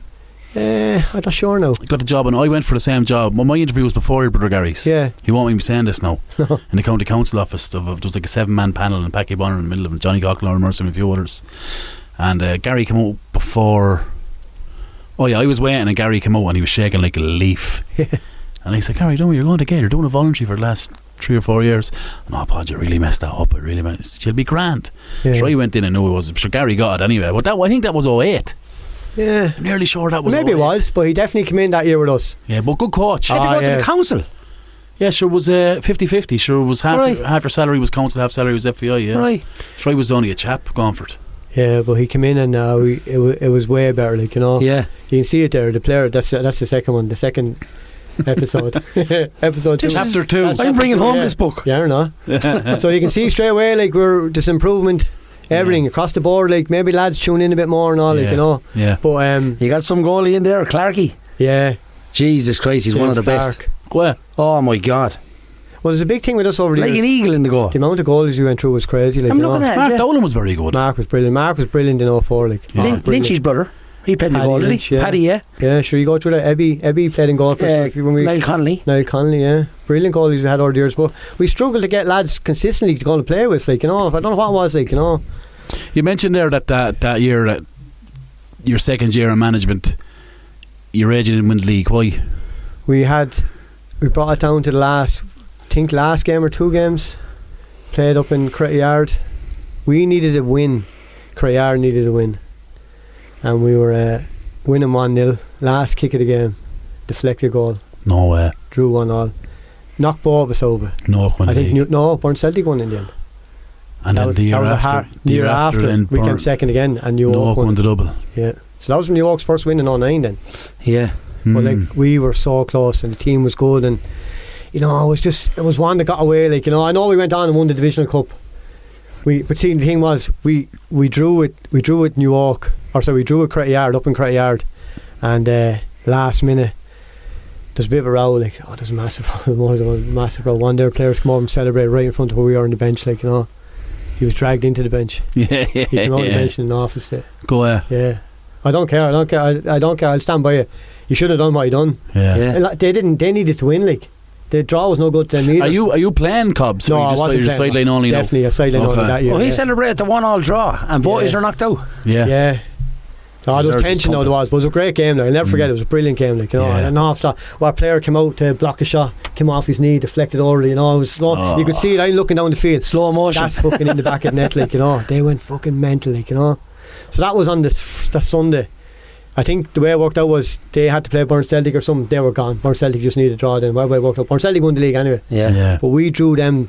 We were due to play them the following Friday night in the fucking divisional cup. Up there away again. Yeah. Brilliant. Like, that meant that's the game they should have been. Yeah. And like, over the years, lads would say, look, the boys lost the league. Parkville was flaky, and they were going to get fucking annihilated up there. Lad, we went up there and we played over skins. We bet them 2-1. Yeah. Never forget it. John Kenny, maybe John Kenny, Neil Phelan or Emmett Phelan scored. Brilliant was it. Young Emmett. Emmett was playing that time. Brilliant he was. He scored a great goal. But there was probably a bit of a thing. The league decider, I left Neil on the bench. Oh, did you? Yeah, and like, that's how he's kind of skitting you there a few weeks ago. Neil, every time Neil says to me, he goes, "There's Cobs." Fuck the league up because he left me on the bench. No matter, to this day, that's all he says to me. You know? Left him on the bench, but he did come on. Like, you know, I don't know. Maybe I think it was maybe Wayne Donoghue and John Kenny. Cretty 2-1. John Kenny and Emmett Phelan. Yeah. And then St. Felix in the Divisional Cup final won 7-0. Yeah. Ray Shannon got 4. Yeah. Emmett Phelan, Pádraig Murphy, and Brian Kenny. Pádraig Murphy. Yeah. Yeah. What a soccer player. Yeah. He gave us a lot that season. It was him and Jamie were tight. Rapid. Yeah. I know he was. Yeah. He gave us a lot that year. Like, you know. Did you have John Farrell Hall? Yeah, John played, yeah. And maybe the year after that, around that Rooney. time. Paul Rooney, no. Keane Madden would have been always in the club, yeah. And Keane a lot of time would have been maybe happy player to beat him, but he would have played then a couple of years there with the A team. That league. John Farrell was a good centre half, wasn't he? John was brilliant. One of the best. Yeah. Struggled with back injury over the years and that league, you know. He didn't play enough, did he? No, he struggled. No. He's same age as me again, but he would have the year that they beat us in the Shield final and the Carlow Cup final the same year. John won both of them games just by how good he was, because we battered him in both finals, and he was an absolute animal at the back. I think he scored the winner in the Carlow Cup final, I think, from a corner kick. Yeah, John was very good. Yeah, look, he was in the bad way back for a young age and that, like, you know. It was a chap as well, Brian Kenny. Brian was there, yeah. Brian, there's 3 Kennys playing. Brian, Colin and John were brilliant that year. Young lad, very good player. Yeah, technically very good in the ball, yeah. Yeah, no pace now, but very good in the ball, like, you know. Yeah. Not a lot. Niall Byrne? No, not when I was there, no. Grange, no? Well. Yeah, he was Grange, wasn't he? Yeah. He played underage with Parkville. Yeah. You know, we would have had more so Grange than Parkville, wasn't he? Ah, yeah. They would have played, but if a team in Grange came, they were gone in the flash, like, you know. But like, some great players there, like, you know. But like, Probably should have won more, like, you know. Well, never. Like, that's what I'm saying to you. You didn't say that in the intro, and never won a Carlow Cup, like. Yeah. 4 finals beaten, like, you know. Wanted to build you up, Cobs. Wanted to be knocking you down. Yeah. Listen, Jelly was on here. He's a loser podcast. You know what I mean? I didn't think you were going to mention. Well, to walk away. This is unreal. Oh, yes. It is embarrassing the way, isn't it? That's just, it's hard. But only about is, as I said to the kids today, like he says, we were brilliant in the semi-final. Yeah. Another one there the weekend for him as well. 35s. So we're back this home. 2. Oh no, sorry, last 2. Yeah, the last weekend as well. There. Yeah, I think you get one eventually this year. How did you find? Finally, I'll get to ask you. How would you find the managing compared to playing? Like it's the old cliche. Like when you're playing, you're just worried about yourself. Yeah. And when you're managing, you're worried about everybody. Like, you know, it was probably a different time as well when I was managing like that. I was probably stubborn. I never ever would have looked for anybody to come play at Parkville. If they didn't, not ever in my life. If they didn't come to the field, they didn't want to play at Parkville. So, and I be that's maybe come from me being playing with Parkville, never any other club. Yeah. Never dreamed of playing with any other club. I never wanted to go play any other club. Never good enough to go play higher than junior soccer in Carlow, so I was happy enough with Parkville. But if someone came up to me at the start of the season and said X wants to play with such and such, you think about coming here or coming there, we're training here Tuesday night. Like, that's it. The gates are open. Come and play. If you don't want to play, if your character's not good enough to come and play from day one, I don't want you. I never ever in my life went chasing for a player. Never ever. No. That's it. That's a different time, like, you know. No, I would have known lads like say Damien McMahon come in. I would have known Damien from playing football. But he would have said to me, look, I want to come in with Parkville. He come in and train. Like, we would have never made the phone call or anything like that. He's born glass, isn't he? Originally born glass, yeah. But he would have been living and working around local and that, like, you know. Maybe it was the wrong thing. I don't know. I live by it, I suppose, and die by it. I don't. But that's it has changed. That's I don't disagree with it. No, that's the reflection of a one club man like that. I never. I don't want to be begged to come into the field. But see, it's different in Carlow Town. You have so many people. We're a one club town, really. Yeah. Like Tullow Town were there for a while. Do you think that stands here or goes against you? Some ways it goes against you. How? Well, if you don't get the right players in, and, you know, you see a player that was half humming and hawing come to you and he's gone somewhere else and plays well. Yeah. But like I live by it. I said, I don't care if you don't want to come in and play at Parkville, like, no way we begging you. No way. Maybe things have changed, like, you know. And like over the years, I would have been. I can tell you that literally when 2000, when I finished up with the first team, you could see that maybe lads were getting fed up with me. We had kind of gone back around. Players were drifting away again. That cycle player was kind of gone as well. Like, they're getting a bit older. They hadn't. So we had a kind of a sweet spot for 4 or 5 years with both teams. Yeah. Maybe 3 or 4 seasons, like, you know. And I'd never put it down to anything else. Only that players may have just said they wanted to walk away from it. Like, how long did Gary do with you? I think he done one season. One season, okay. Yeah. And that season we won. We won the Divisional Cup after that season. Like, you know. Are you allowed? Is he allowed coach if he got that job? Is that the reason he didn't do it? No, he is allowed. I understand his reasons, because he doesn't want it to come from a biased place. Where somebody say, well, Gary Cody's coaching past. They got that fixture. They got this fixture. Yeah, exactly. Well, I tell you a good one about Gary. I understand that though. I don't know what I made. I don't have it in my notes, but it might be in a pre-season game or something like that. But back then, 2000, mobile phones wouldn't have been mad, like, you know. But we played a friendly match out. Maybe it was a friendly match. We played a match out in Rathvilly, friendly match. I'll never forget the guy Martin Dorn. He was from Nurney or something that was reffing it. Oh yeah, and I was put off. There was a tackle. I think it could have been Emmett's first game. There was a tackle on Emmett Field. A lad came from fucking 20 yards away, lashed into him. Now Emmett was only a chap, but he well look after himself. Like, I went fucking ballistic on the line. Yeah, man, out you go, you're gone. Sweet Tom was only out you go. So I went over and stood kind of in between cars on the pitch, you know. He looks over, out the fucking field. So I went over and I had to climb up in the ditch to look in the field. I could barely see the players and all that. And Spud was saying to me, sure, make a call. Sure, back then you weren't using your credit, your phone, like, you know. You got pot of piss in, like, you know. 35 cents left. So next minute, 5 minutes there, I could hear a commotion again. Next minute, fucking Gary's up in the ditch with me. No way. He sent the 2 of us off in the one day. You're joking. In a pre-season. I think it was a pre-season, but I don't have it wrote down there anywhere, like, you know. But the tackle on him was scandalous, like, you know. So he just came back in after game and look, that was the end of it, like, you know. But Marin, he was a terrible bad limp and he ruined, didn't he? I remember him, yeah. So yeah, I think Gary done 1 year, was definitely 1 year, like, you know. And look, in all fairness, if there was a conflict of interest in there, maybe the following year he did get that job and he couldn't do it, like, you know. But like, in all fairness, I can see why he wouldn't want to do it either, like, because the last thing he didn't want was someone saying, oh well, you're getting this and Parkville getting that, and it was never that way anyway, like, you know. He was good to me when he got it. Like, he used to give me a bit of work doing a bit of schools coaching, and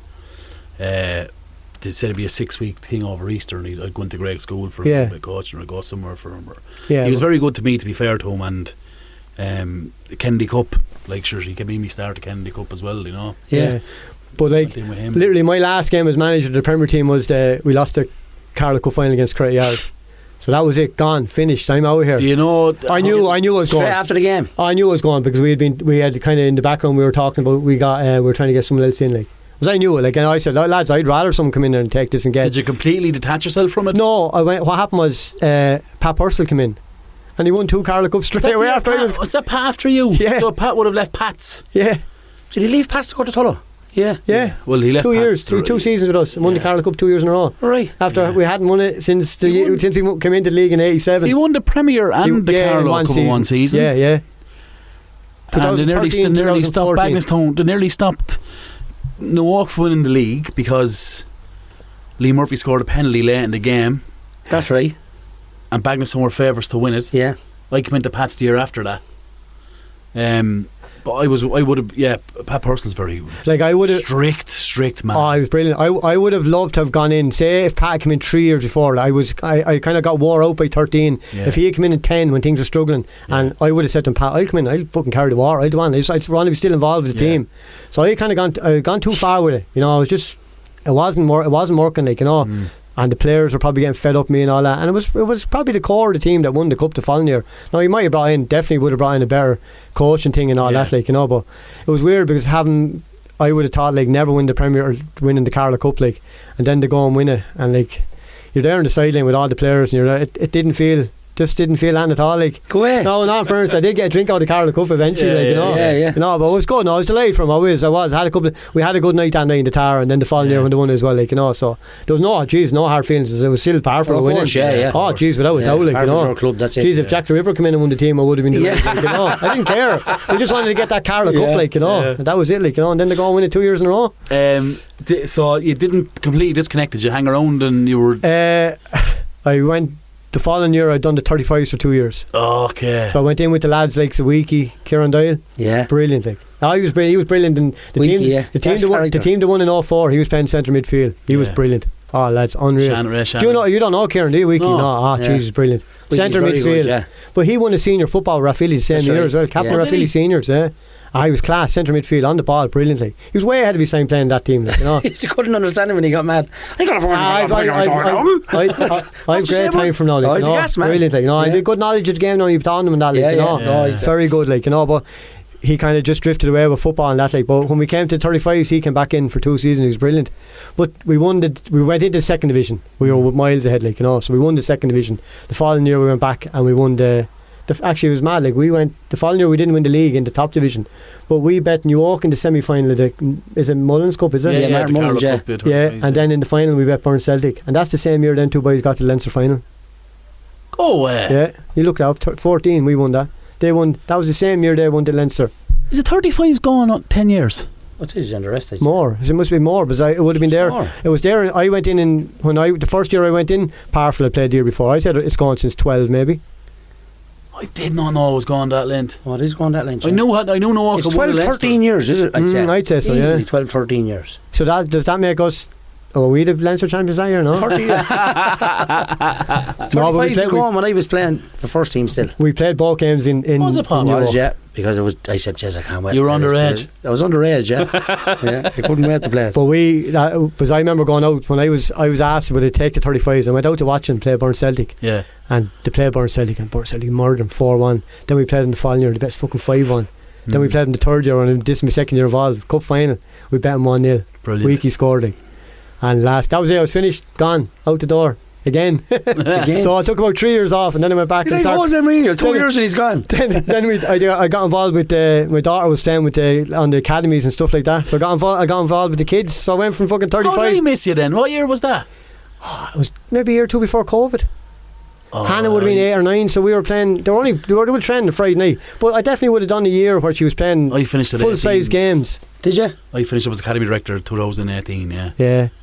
That's mad. Went back to that, like, from Academy's quite time consuming. Oh, we do on a Friday night down Park for 1 hour. You go What's all you done, right? And it was literally like the kids were, say, from 6, 7, 8, 9. So I might have done that for 3 years. Yeah. But then they got to the stage where she was playing, say, under 10s. Yeah. But it was mixed. It was boys and girls. So she was playing, and Angie, her cousin, was playing, and we had 5 or 6 girls, 5 or 6 lads. Now we were in the second division of, say, the under 10s. Yeah. There's loads, just maybe 6, 7 in each division. Is she still playing? No, she's not. No. Swimming, flow swimming. That's a big commitment, isn't it? Right. National level now, she's swimming now. Wow. Is she? Yeah. She's up in Bangor at the moment. Just to change subject now. What's the story with the training for swimming? Because I've heard queer rumours about what. I'll tell you her routine is. Let's go through it. Knock the question off. Monday morning. Yeah. In the pool for 5 o'clock. Wow. How old is she, Cobb? Sorry. 15. 15, right. Jesus. Wednesday morning in the pool 5 a.m. 5 till 7. Friday morning in the pool 5 till 7. Friday night she trains in Dublin 5 till 7. Saturday morning she's in Dublin training from 6 till 8 in the morning. What's training? 5 to 7 Friday. Back home. Up Saturday. No, she stays with her sister now. Oh, does she? Her aunt, sorry. Right. Talk me through the training. We'll be doing 6-7k maybe a session in the pool. Is it timed? Does it have to be a certain pace? It's all done in times and sets and all that. She might have to say 300, 400 metres or a certain stroke and stuff like that Is she a specialist distance like to do? Like at the moment she's is she racing like? Oh, she's racing. She won 3 national titles last year under 15. Go where? Yeah, 100, 50, 100 and 200. And then she has silver in the 400. Could you have an Olympian in your hands, like? She was we don't know. Like, it's up to her. She's willing to put in the effort, and she is at the moment. She's with that's the development squad she's with at the moment is for the 32 Olympics. Is there a possibility of a scholarship? We don't know. Yeah, she's only doing junior cert, so we're taking it. We're literally taking Olympics. We're taking it season by season, or kind of session, or maybe every 3 months or something like that. Like, and her Avril, my wife, like, she's brilliant with her. She brings her everywhere, like, you know. And she's looking at her development in regards of she's going to stretch, she'll get stronger in the pool. We dropped her up to Bangor in the north today. That's where we're coming from today. Go where? She's up there now. She'll be collecting now on Saturday morning at 11 o'clock. Just swimming. Her granddad's collecting her. Well, you are, man. No better man. He thought he was going to collect her that time. It's Bangor. It's in Wales. It's in Bangor. You're getting the ferry. Good Friday night. He's wondering why we're collecting her at 11 o'clock and we're going at 7. He's getting a few rounds of golf. There's your ticket. Pack a bag. He's getting around the golf in first. No, she's good now. She's brilliant now. She loves her football and soccer. Loves it. She just had to kind of knock it on the head. Well, I mean, loved it. There must be there's something there, yeah. A slither of excitement that your daughter could potentially be in the fucking Olympics. Well, even last year, to see her swimming in the Nationals last year, I always had to go up to the Nationals, watch her swim last year after getting the hip done. And to be there watching, like, there's about 1,200 people there at the day of the Nationals, and she won. Like, Where is it in the NAC, the National Aquatic Centre. But like, she won a 50 metre by 100th of a second, like. Literally, it's touched the wall. You look up the scoreboard, the times are up, and one was 27.67, the other was 27.66. Like, brilliant. That's brilliant. And your heart's fucking thumping, like, you know. Of course it is. Yeah. That's brilliant, though. Yeah, but it's great. She loves it. You know. And is it just did you like the swimming yourself, or does your wife like the swimming? We're good at it. Well, no, just fluke. We swam in the pool. She's adopted. Tell the truth. She's adopted. We swam in the pool like everyone else. No, but literally, I'm not messing. The first day we put her in my Uzi in the pool, she literally swam across the pool. Unreal. Yeah, she loves it, and she's a technique now that is. She's a lot of hard work ahead of her, like, but she's willing to do it, like, you know. It's up to her. More power to her. And if she doesn't, if she wants to come back and pack it in and play soccer or football, she can do that as well. Pressure, you know? So be it. Tell me, Parkville, they're a massive club, right? And you've spoke about winning the leagues, and the last league was 2004, and you've watched them a little bit this year. Yeah. What are they missing, Cobs, to get back to the very top? Bit of patience, bit of experience, which it's not hard to get, or it's not easy to get, because the team is so young, like, you know. I'm looking at players coming on, like 18, 19, 20 year olds coming on, like, you know. You just wish there was a player, like, alright, a different time and all that, but like a Kevin Marr or Weeky or DJ or Ray, someone like that, big experience, like, you know. Like, I remember playing with, like, Ray's a good few years younger than me. Like, when Ray came into the first team, he was younger than everyone else, but he was older than everyone else. The way he played, like, you know, he was a legend. He was a leader from day one. He's a mature man. You know, he's a mature chap. Yeah, and you know, then someone like that, I think it's going to be hard to do without that. the only thing about it is if the team sticks together, they might mature together. Yeah. Come like a better team together. I don't know, but it is going to be tough because they're coming from a place where you're going up against probably one of the best teams ever in New York. Still a Crayar team, like Hanover, Pat's getting better as well. Like so, they're all improving. Like, but like I said to you at the start of the show here, like, are they willing to put in them couple of years? Like, I hope they are, because that's the key, yeah. You know, and then if they go so far and do so much or not do enough, and if Podge was to not stick with it, you're back to square. Many years he had now? I think he was off for a while. This is his second year back. Third, is it? Sorry. What did he did it before and then took a break? Yeah, he took a break. Yeah, a couple of cups. No, he did. Yeah, no, Podge is successful enough. Like, he puts a lot into it. Yeah. Huge amount into it. Yeah.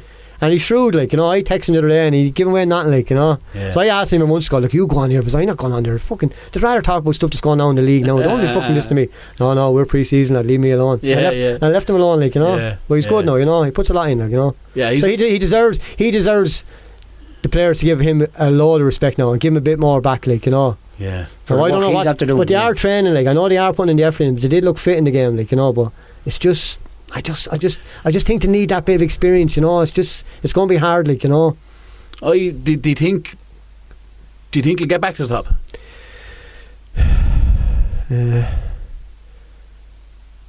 It's tough. I think they can challenge. If they can keep that team together for 2 years, I think they can challenge in 2 years. Probably a bit away from them now, but definitely. The only road is if you do well this year, you attract players as well, like, you know. Yeah. Players I wouldn't have gone looking for, like, you know. Yeah.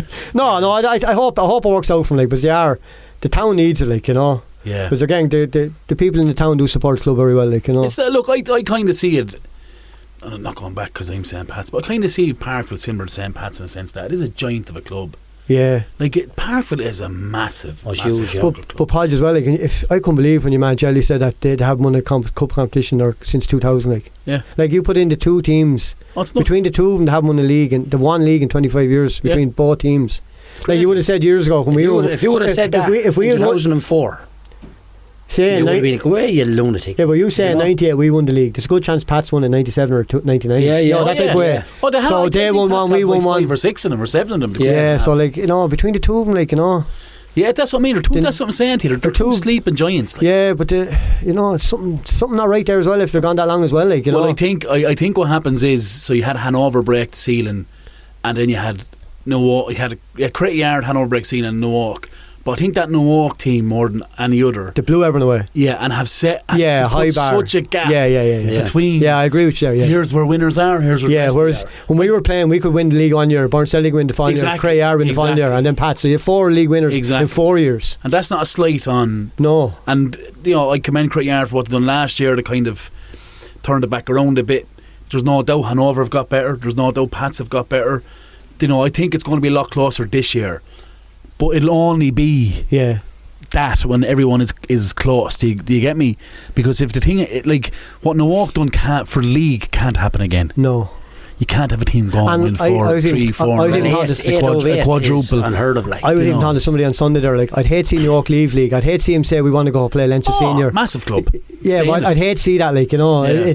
I know if they wanted, if they thought they need to be better or something like that, but I'd still hate it, like, you know. You want them around, don't you? Yeah, you do, yeah. Like, you want the best team playing in the league, like, you know. Yeah. And like you were saying, like, the lads can't raise their game to play that against that New York team, like, you know. Well, it's strange, I'm coming from a time as well, like, because I remember when I was playing, New York were playing in Kilkenny, and then when they came in, they're playing the first division for a few years. Yeah. So like, I couldn't believe that they never won the league till 2009. Yeah. You know, it's strange. A lot of people think they've been there forever, like. No, but they struggled for years as well, like. But the only thing about it is they probably work so hard to get to where they are. But things do go in cycles, like. I definitely believe in that, like, you know. I agree with you. You know, whereas some said, I'm not saying it could be a long cycle, that's the only thing. Yeah, like, but the other side of that Newark thing is, and a lad said this to me, well, maybe that's what the league needed at the time. Yeah. They needed a team to say, well, we're going to set a benchmark here. You're not going to catch up, but you're going to be miles off for years. And like, even in 3 years, definitely it's powerful improve in 3 years, like. Absolutely. You know, and maybe Hanover improve in 3 years, like, you know. So it is.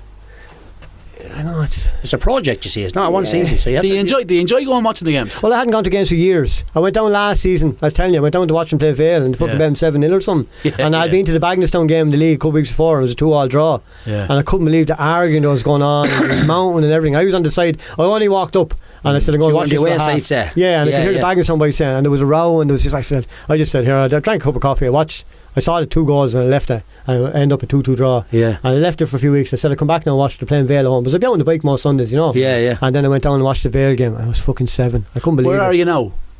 Well, the last couple of weeks the weather's been better than the Saturday to go on the bike, so I was able to go down and watch the boys play. So, and I'll go. Hopefully, I will go watch a few more games. Like, you know, You should. I would never get involved in again. But like, I'd still. It's strange. Like, I was there on Sunday and I wanted to walk off the pitch and fucking grab one of the players and say, "Look, lads, geez, you have this in you. You don't realise how good you are. Like, they're way better than what we were. Like, they're miles better. I think if you got a phone call off the powers that be in Parkville. No. I don't know. What do you think, Podge? Yeah. Podge. I don't know. No.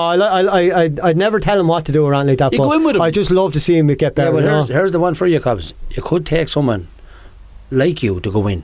Not coach, but go in and help. He's lads there. He's lads there. He's good lads there, like, you know. You have to be respected as well. Yeah. But like, I know there's lads with him, it's weird, but not lads of your generation. Well, like, I'm 50. There's lads down there playing the match on Sunday. I'd say of 95% of them didn't know who it was. That's not a bad thing either, though. Yeah, but they're going, who the fuck's this lad? What the fuck? Who the fuck are you, like, you know? You know, but like, then there's other lads there that I'd say, just the Wayne's 2 lads would probably know me, you know? Yeah. You know, maybe. What did he go in to on? Brilliant. Yeah. They're class. Yeah. Jeez, they're class on the ball. You just want to get the ball, like. Jack's top class. Yeah, they're lovely to watch now, you know. Fucking nice lads as well. Yeah, I heard that. Good I wouldn't lads, know him well. No Wayne now and that. Like, Wayne's doing a lot of work down there. He's fucking he's flow, like, you know, but he's good lad, like, you know, but they're good. Yeah, very good. Yeah, Papa would have coached one. The 2 of them. Jack. They didn't coach younger lad. Nice now, you know. Yeah. They're good players. Want the ball, like, always want the ball. But then again, the 2 of them were getting better beside Mitch. Yeah. If you had another player up front like Mitch, not saying maybe 34 or whatever, but a bit more experience up top, like, you know, and at the back. They're very inexperienced at the back. It's the core. Yeah, you need a fucking. Like, if you have a keeper, that's good. This keeper that they got, this Kyle Foley is excellent. Like, yeah, but if you had your 2 centre halves, your 2 midfielders, and your he's young as well, are solid and winners. Yeah, I know, and he wasn't there 2 weeks before. He wasn't there, so I don't know, but he played well. He made a great save on last week, but. He was over Boreham Wood. I know that. Yeah. Because I remember a couple of years ago they tried to get him and he was gone, like, you know. Great goalkeeper. He's good now. Great goalkeeper. What do you think makes a good junior soccer player?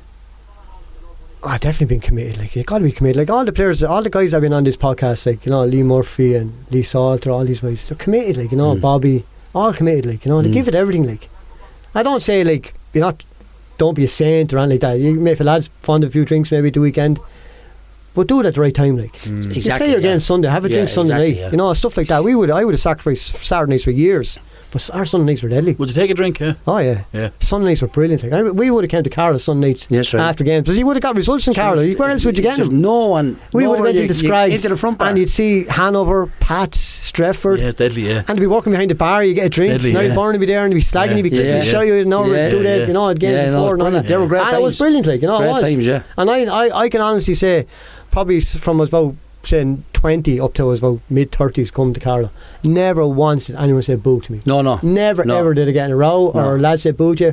What a result was. Because most of the time we used to come to Carlow when we got bet, because we didn't want to be in Tullow after losing. So we come to Carlow and we go after getting bet, and the boys say, what the fuck are Tullow boys doing here, like, you know. Never any hassle. It was brilliant. We played them in a cup final or something, or a shield final. Yeah, no. I think we won. You won. It was in the community school, right? I'll never forget it. It was a bank holiday weekend. Yeah. We went back to Tullow, and I knew by the atmosphere of the boys in the pub, boys, this is all the strike. We make out with here. It was a Carlow Cup final we lost. A deflected goal off Spud. Carlow Cup final, wasn't it? Yeah. It was a bank holiday. It was a community school in Tullow. Really hot day. I remember saying to the boys after the game, I said, "Jez, hope he's coming to the town later on. Actually, we'll see." But another way, you wouldn't really stay talking about it because you don't want to rub it in. Different times, like, But like, and all of a sudden, then we were in the pub in Tullow, and you could see the boys looking at each other. And someone said, "Boys, what we do? We go to Carlow." And we literally, I don't know who, we got a bus over. Practically everybody went over. Pat Murphy was over the team. And Pat says, "Man, we go over." A real hot day. But we ended up drinking on the street in Tullow Street. That's right, yeah. I was savage, was. And I tell you, it was the best thing, relations between the two clubs and the different players, because literally there's lads coming in saying, fucking, what are the Parkville boys doing drinking out of the cup? Thought they got bet today. We would have done anything to get a drink out of that Carlow Cup. Going over there, you know. But it was brilliant. It was one of the best nights ever, I think, for the club to go over and do something like that. That's brilliant. You know, and really at the end of the day, like, we got bet. What do you do, like, you know? We were upset, like, you know, but Jesus Christ, like, the bank holiday weekend we went. It's great. I never forget it. Yeah, great times. We're at the time of the podcast. Best 11. No, there's a row going to start. There is a row going to start here, because you told us before. Give me that. You've absolutely bottled it. I have, 100%. I've 100% bottled in one way and 100% Maybe this could be a new section. No, it's not a new section. No. He's deflecting here, though, Pat. Why did you go down the avenue? Are you that worried that you're going to upset lads? No, because I just said I would have found everybody has said I can't pick it. So I said, sure, maybe I'll do something different. Maybe I'll just pick the best 11 players I played against. Seeing as I was only a one club man at the time. Okay. Right. Well, we'll know it. What shape are you playing? 4-3-1-2. Or you could go 4-3-2-1. It doesn't matter. You'll see in the top three then anyway. Yeah. So in goal, I'm going with maybe you might know him. Would have played with Burn Celtic back when we were going for leagues against Burn Celtic. Kevin Connors. Louis. Louis in goal. Louis would have played in the youth team with Parkville, done well with my dad was over and stuff like that, so he would have played a lot of his underage with Parkville. Yeah. So he's in goal, brilliant. He's living in America now. Is he? Yeah. Excellent keeper. Yeah, he's brilliant. Yeah. Like he wouldn't look the most mobile, drift across the goal, next minute bang, catch the ball. Yeah, claw, yeah. Like a arm of a digger coming up. Jesse Bean. This is another thing that we copped over the years at Burn Celtic. They come out to do a warm up. Alan Kelly would wear the goalie's jersey. Louis would be out wear one of subs jerseys. And we'd be there, jeez, boys, we're going to do alright then. Yeah, this went on for years. They mustn't have thought we knew about. We were there. Oh, look, Alan Kelly's injured again or whatever and all that. Next time they come back out to Star 11, there's Louis in the goal. Alan up front, like, you know. Johnny was trying to pull a fast on us, like, you know. Johnny. Can I tell you one quick one about Johnny? Yeah, of course you can, yeah. We're going to get years him on ago. here. Yeah. Huh? We're going to get him on here. Oh, brilliant. Johnny came to my stag party, boys, and the crack we had him was unreal. But one day, not missing, on a word of a lie, I was living at home, so I tried to think what time it was. It must be around late 90s or whatever it was anyway. And next thing, Christmas morning, we're sitting down having breakfast. We're just finished. Next thing, my mother must have came out of the sitting room and she saw, and she goes to me, Colin, there's someone at the door for you. And next thing, ding dong, doorbell rings. Open there. There's Johnny standing outside. Christmas morning, 10 o'clock. How are you, Cobs? Yeah, what story? On. So come on in, Johnny, my father. Come in, Johnny, will you? So he came in, he had a cup of tea and a bite to eat, and we sat down, we talked soccer for about 45 minutes or an hour. Next thing he goes, I have to head off. Got up and walked out. I'm fully convinced we were fucking playing them on Stephen's Day. Back then, they used to be always a big game on Stephen's Day. That's right, yeah. I'm fully convinced we used to play Burn Celtic nearly. They used to look for one of the bigger games that they could in the league on Stephen's Day. Because the weather was good. They didn't have a blanket shutting it because you might have got a great week in December. Play the games, like. If it was bad, it was off. Did Johnny drive? Does he drive, yeah? Johnny drives. Oh, yeah. Okay. But definitely, he next when he was gone. I'm fully convinced we're playing the next day, and he'll only come in and see how we any lads missing or something for the next day. I wouldn't be surprised with him. Jesus, gas man. He's a gas man. Christmas morning. Yeah. Well, how's it going? I swear to God, not on my own, like everyone's like, he arrived at the house. He brought your present. No, he brought nothing. Gas man, boys. He's a ticket. Yeah. And then, look, sure, I've had a great time from all the years, like, you know. Yeah. Brilliant. He's still involved with them, is he? I don't know. The only text him about Liverpool now, wouldn't he? He sits up in the chair when they're playing at home, and the new window they have up there. He's like the Lord Mayor. But I'll tell you a good one about Johnny, the way he had his work done when he was manager of Burn Celtic. If Burn Celtic weren't playing a match on a Sunday back then, he'd be in watching every game we played. He would, yeah. He'd stand in the corner for the full game. He'd go down to JJ's and have drinkers after game. Then the following week he'd know exactly. He knew what's more better than we did. He's been a chalk bar a bit. Yeah, he's brilliant now. Yeah, very good. And I tell you one thing about him, he'd laugh at him and all that, but a month into the season, Johnny Bell tell you which teams were going well and which teams weren't going well. Yeah. You know, he was cute that way, like, you know. Soccer mad, isn't he? He just go around, go around. He follows Ireland everywhere, he could go to matching Ballinglass, but we're playing Ballinglass in 2 weeks or something like that. No, he's very brilliant, good. like, you know. Great thing. Yeah. Great member of Carlo Soccer. Yeah, brilliant. Yes, he was. Yeah, she was over the Oscars for a long time. He was involved in the Oscars for a long time, wasn't he? Oh, yeah, go on. Right. Back four. Left full, mentioned him already. Coady. Absolutely. Yeah. Brilliant. Yeah. Class. Gentleman. Knocked us into shape. Took a pass man to knock us into shape. Oh, yeah. A winner. Unreal. And you'd think not, man, he'd go through that as well. He's so comfortable on the ball. And left foot, like, brilliant left foot, like, you know. He hasn't put a pound away on 25 years, I'd say. He's marathon running, is he? Running? He's heavy running. He's injured at the moment, unfortunately. He's out work injured, but Jesus Christ, before that he was doing Ironmans and everything. Yeah. Cycling, running, swimming, the whole thing. Brilliant he was, brilliant. Yeah, and a real leader, like, you know. And like I'd say, that Pat's team were delighted to have him over the years, like, you know. Yeah. Of course they were, yeah. Right, so I go right full. Go for it. Kind of out of position where you would have played with his club, but I'm going to put him in right full because I had to get him into the team. And probably my favourite player, even when I stand on the sideline watching games, Rammer. Oh yeah. Now, I would have seen Rammer play most of his games centre half, but you'll see I have centre half and that he has to get in the team. Oh lads, I was looking. Rammer would be same size as me, and I'd be there. Jeez, I'd love to be able to fucking play like Rammer. I was playing left full. That was it. Rammer come in and play sweeper, centre half, like sweeper, fucking brilliant. Oh lads, brilliant, yeah. And he would fucking nail fit as a flea. Oh yeah, but technically he'd even winning headers and stuff like that. Able to play, he wouldn't be. Not that he would jump. His timing and everything was brilliant. I'd say he's been in 90% of the teams, has he? Lads, I'd have him captain as well. Yeah, simple as. I know the other lads you think I might should be captain, but the story about what Craig said about when the game called off in Killary was brilliant. And he went running, and then it was frosted or snow, and Rammer was back 20 minutes before the boys and had a track made out running. I'd message him every now and again, but geez, I wouldn't see many of them lads. Even over the years, I wouldn't have socialised any of the Cray lads. It'd be so far away from even for them to come into Carlow. Tell you what we'll do, Cobs. We'll do a reunion at Christmas. So we'll go to a pub. We'll pick a night and we'll invite all the old heads from Carlow Soccer to come in. I think it'd be a great night. We'll do that. As long as it doesn't end up like the league game in 2009 in Cray Rory. We're not going to the Dugo and Cray Yard, lads. There's no pub up there called the Dugo, is there? Oh, we'll invite a few referees as well. They cause it. Right, so centre halves then I'm going with a collection man, centre half, Eugene O'Rourke. Very good. Brilliant. Gentleman, tough as nails. Throw the ball out 2 miles, wouldn't he? Fit as I never seen anyone as fit when we were younger playing all that. We used to hate going out to the big pitch and collection. And he was brilliant, but he probably would have played a lot of games in midfield, but had to get him in there in the team somewhere, like, you know. He ended up more centre half, didn't he? Yeah, and I haven't seen him round, but I met him once. I met him in Kilkenny a couple of years ago and had a chat with him and all that. He's a gentleman, like, lovely fella, lovely man, like, you know, but very good now, and probably a bit ahead of his time in that team as well, like, you know. Good collection team as well, like, you know. You wouldn't go to the Dugouts with this team so far. So then the other centre back is another great player, unfortunately not with Sean Brennan. Sean, brilliant. Now I would have had great time for Sean, because for some reason when I went in on the Oscar train team, myself and Sean used to like tug out together, and any bit of a scrap in the pitch or anything like that, I'd look over my shoulder and Sean had a bit of a glint in his eye if a lad hit me or something like that. I remember one lad caught me a tackle, and it was in the school, and I went off at half time to jig the team round the whole lot. About 4 or 5 minutes to go, fucking Sean met your man. I fucking nailed him, like, you know. Just could see a little thumbs up to me in the lane. It's gas what he was brilliant, a gentleman, left footed. You pick up great friends from different clubs when you're an Oscar trainer. And like I was looking at photographs, and beside him in nearly every photograph, you know, and stuff like that.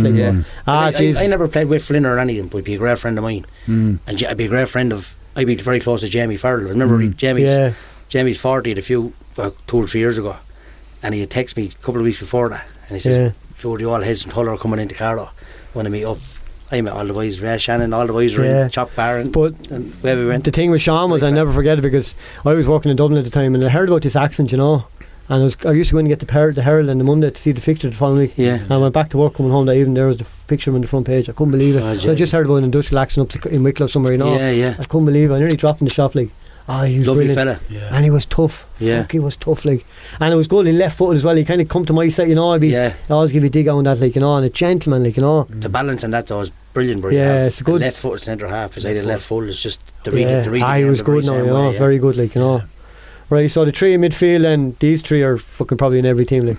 I'm going with left to right, so Brian Carby on the left. Excellent, like, you know. He's just brilliant, you know, like Brian would have killed, match winner, isn't he? Brian would have killed us in Stratford, like, you know. I'm not messing it. Every single player on this team that we would turn up and say, if they weren't playing against us that Sunday, you're going to win the game. You fancy your chances. If they're playing, we're fucking trouble here, like, you know. It's a battle, like, you know.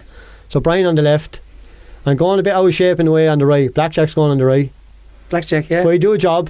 The three in midfield will have to work hard. Are you playing these three lads narrow? Narrow, yeah. Okay. Yeah, because I know Rammer and Tingle.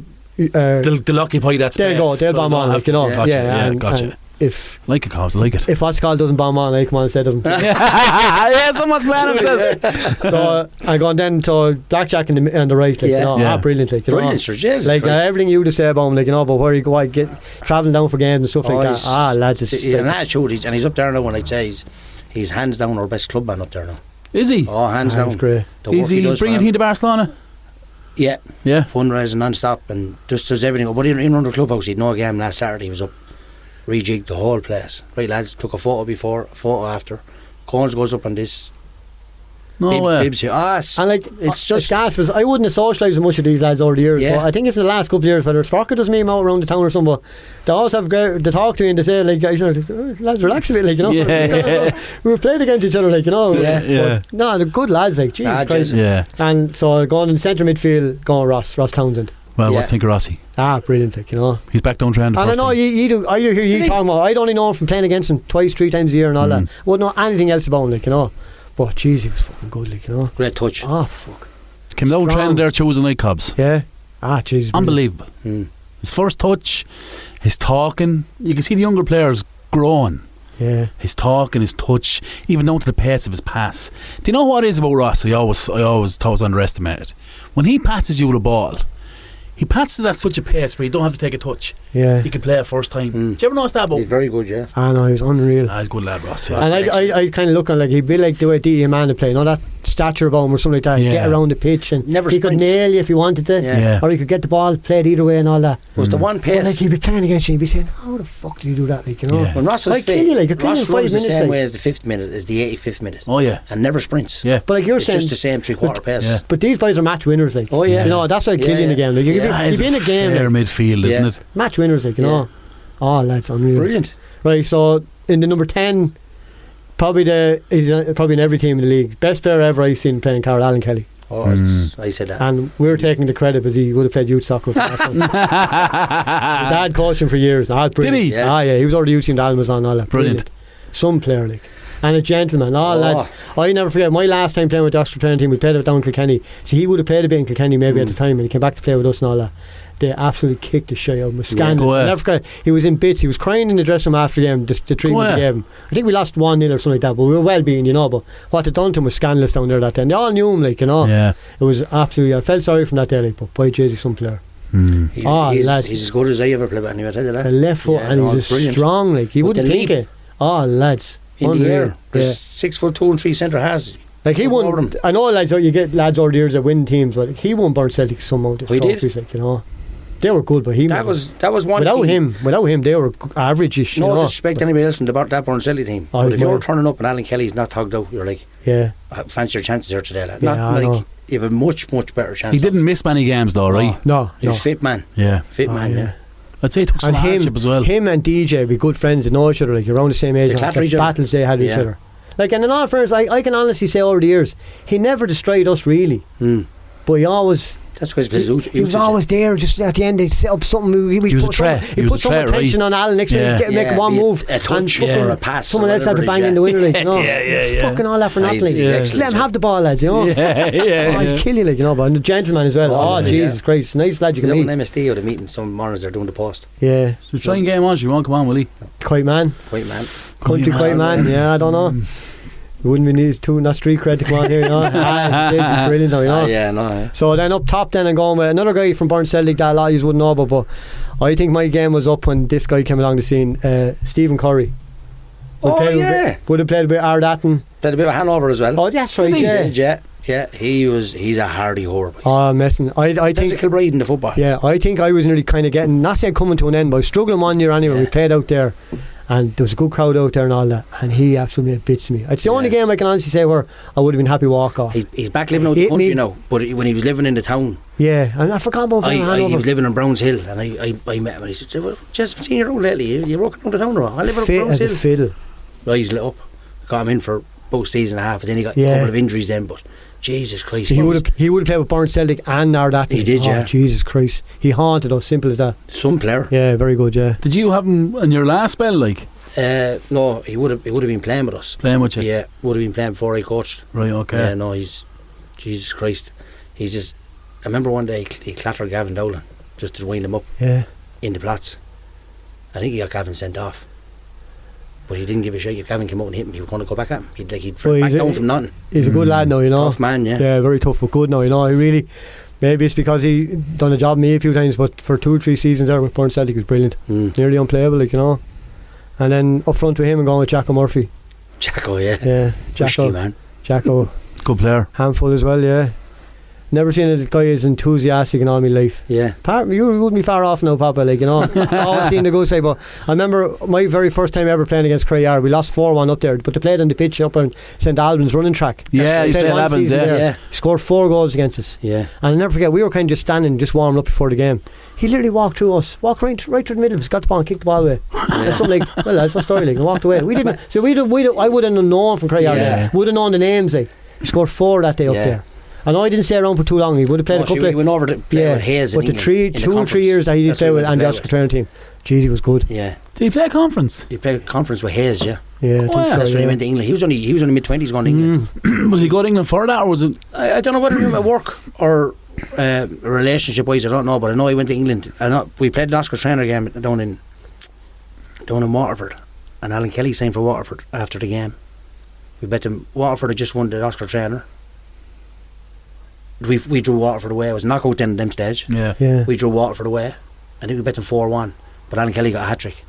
And Waterford were on him straight after. He signed for Waterford within a couple of weeks. Yeah. But Jacko was playing that. His enthusiasm, like in training, always in good humour, always messing, bit of crack and all that. But when the game started, he was on it. Oh yeah. But I can never forget it. He would have been the first person I would have saw. I remember when maybe I was young, thinking back then, like, defender would probably get stuck into the forward. Yeah. He'd fucking hit you first. Oh yeah. That was, I know, what's the difference about soccer back then. Like, few lads would give you a belt before you got one, and them. Like, he was sort of my first connection with someone from Coady that I got on socially with. He was very good because he came with that trip up to Rathfrylham.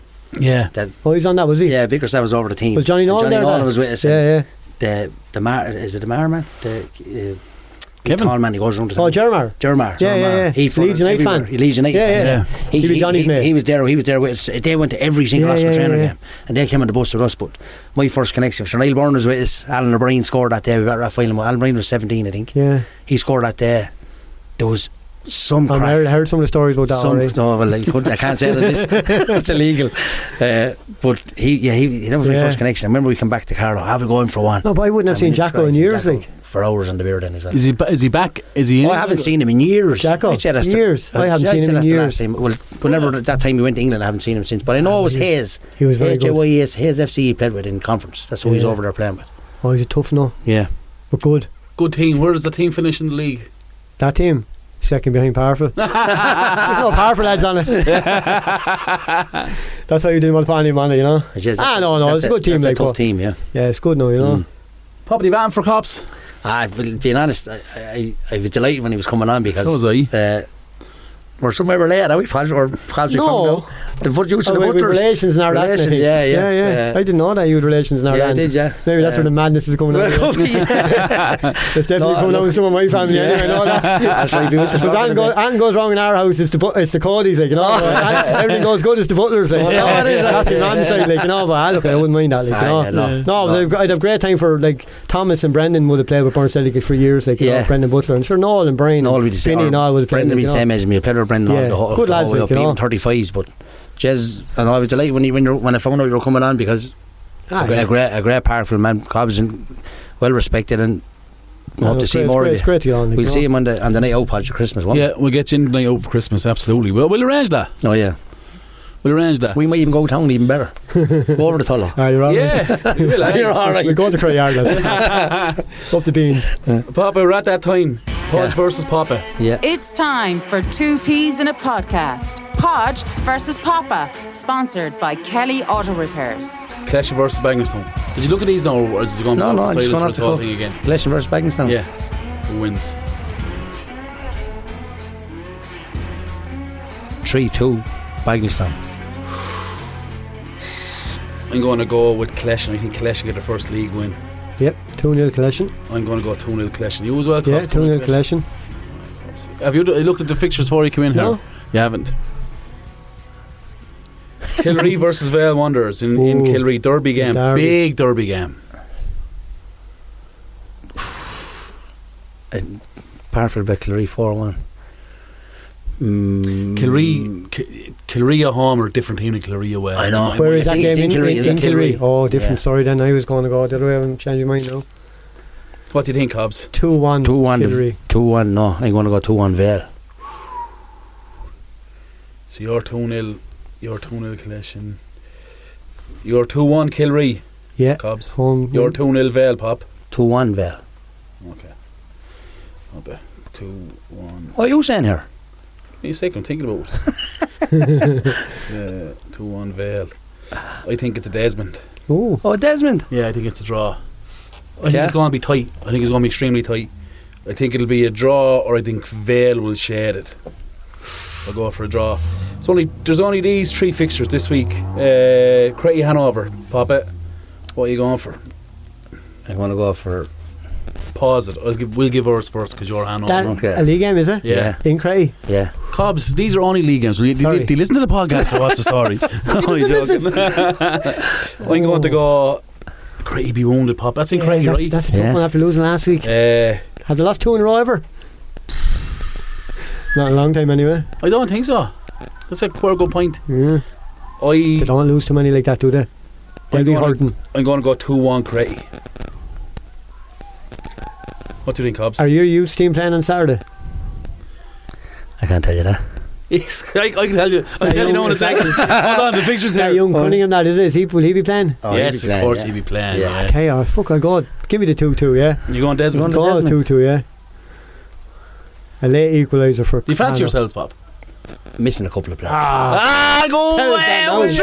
Will you go away? I am missing a couple of players. That's Pop it. 3 yards wounded. Will you stop at the wine games? No, I'm not. It's not mine games. It's not mine games. Well, could be a good time to get him. You know, It could be a good time to get. Yeah, be wounded after. If they play like last week, we'll have a chance anyway. But you won't get Coady that bad. What do you say? If you play like or if Coady play? No game last week. So Did you think Coady were bad last Saturday? I don't think they were great. I don't think they lost too many battles, which they normally don't. Yeah, I agree. Credit to Pats. Pats played very well. I thought It's a combination of both. I thought Coady had a 20-minute spell in the second half where they were excellent. I thought we defended well. But anyway, neither here nor there. Give us your score. We're missing a few. I love that. You're deadly. Wow. Oh, we're missing a few. I'm going to go 2-1 Coady. Yeah, what? You're not backing yourself. Oh, I'm honest. You back with your head, not with your heart. I cannot believe that. Well, sure it is what it is. I cannot believe that.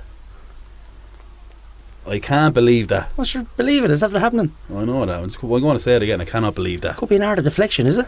Yeah, well, I know a lot of sports Liverpool, and when they're playing a big game, he puts money on the opposition. That's fact. That's fact. We'll go through the fixtures there now. Poppy also. Yeah. Oh, lads. New Jersey, Pop, drop number 2. Lovely. Out tonight. Yeah. I'll put it up on the socials later on. They're actually cheaper this time as well. Are they? €70, yeah, not too bad. I'm only joking. Where are we going? Right, we'll go from Friday. So Friday the 1st November, Collection versus Bagnallstown, as we discussed there. In Collection chasing the game, need a win. Pats versus Vale in the ladies, Friday night in the Meadows. Felix in the youths, Felix versus Josephs. Burn Celtic versus Bagnallstown. Crittyard versus Hanover. That'll be a good game, Pop. Crittyard Hanover in the youths. Yeah, both. In Division 2, Bagnallstown B versus Ballymurphy Celtic. Lads, isn't it great to have 2 divisions in the youths? Brilliant, yeah. Isn't it great? Absolutely. Yeah. That's a long time since that happened, I'd say. Quite a long time. Joseph's B versus Vale Wonders. Year before that, maybe 2 years, maybe it's that only happened. I can't remember it ever, to be honest with you, Papa. It might. I'm not saying it hasn't. I just can't. In my memory, I can't remember. 2 years ago, Hanover had 2 youth teams. Okay. So I know there was one then. Yeah. But I don't know whether there was one last year. Yeah, I don't know. And Pats versus Parkville at Division 2 on Saturday as well. And we have a ladies' league, obviously Nurney versus Vale on Saturday, and in the FAI Junior Cup we're playing Gorey Rangers on Saturday night. That'll be a good game. That'll be a tough task now. So Gorey are good side, yeah. one of the best sides in the country. I've betting the FAI final and betting Leinster Junior Cup final in the last 3 years. It'll be a right game, yeah. I'm hoping to get down to it. How would you approach it? Score more goals than them. Well done. Yeah. That's why you're a genius. Yeah. I know. Look, it's. I don't know. Can you give them sides too much respect? I think you can, without a doubt. Yeah. The only thing about it is I think country teams give Dublin teams too much respect. That's what I'm saying to you. But when they play teams in the you're playing Gorey. Yeah. But that's Gorey, North End, Shamrock Rovers. They're savage. Like. They're all the Dublin teams of the current era. Yeah. You'd rather draw a team from Dublin. Oh, I know what you mean. Yeah. Do you know what I mean? But I think players sometimes have a different mentality when they're going to Dublin. What they do? Sometimes they get into the shell, like. Yeah. We would have lads over the years afraid of life. Go play against Dublin, play them at home, it's a different story. Used to love it. Oh, Jesus. I loved it, yeah. I think we'll give them a shock. I think we'll frighten them a little bit. Well, you have the players to do it. Defensively, you have to be spot on though. And I think you have to be extremely lucky. Right? Well, to be Felix a few weeks ago, didn't it? To be Felix, yeah, beat them well. Bobby was just talking about a couple. There was a couple of them played last night with the Oscars. I got the lowdown of it. They're good. They are good. No, they're going to be sure. Of course, they go to an FAI Junior Cup final. They're not going to be bad. What did you do against Coady? Go and attack them. No, we done a bit block against Coady. Yeah. What do you do with the same thing? I think you go after these lads. Yeah, I don't think these play 3 at the back. No, but that's why you can't go mid-block against them. So you have to go after them then. You'll have to go, yeah. You need your centre forward. But it's your home game. It's going to be a good crowd at. Yeah, but I tell you, on crowds, aren't they getting bigger at games? It's the joy of having the Friday, Saturday, Sunday fixture. It's a huge advantage. Yeah. Even and you know what's great to see. Even you'd see, I was down at the game last week at Pat's.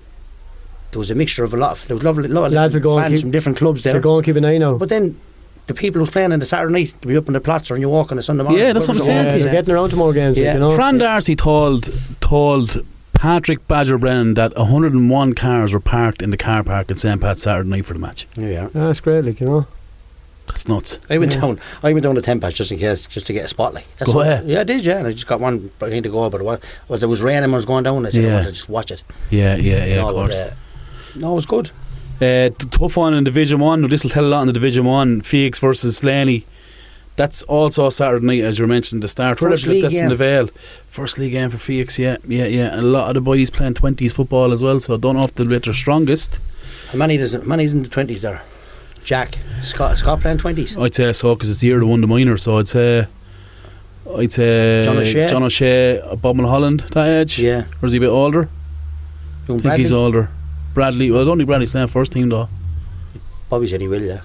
Well then, yeah, he'll be one of them. To 4 or 5 anyway, I think. I wouldn't be Williamson. Well, 4 lads that start, ain't there? Yeah. In the ladies LFA Junior Cup. On the other side, Slaney be missing a couple of footballers still, will there? Is there a few lads playing football, or Cobs? Playing with Slaney? I don't know, to be honest with you, know. There might be, like, you know. I'd say they're not back playing soccer anyway. No, they wouldn't be. You're usually, well, like the likes of Rathvilly and a Ballinglass, say, even a Mill, would you know, like they're senior football clubs in around there. Yeah, no, football's first, big time. So, like, them lads aren't probably right till after Halloween. Especially when Rathvilly are playing Sunday week, like. Do you know what I'm saying? They're not going to jack in. So they won't be right till maybe Halloween, November time, like. Do you know? So, look, I don't know. I want to go straight the box here now.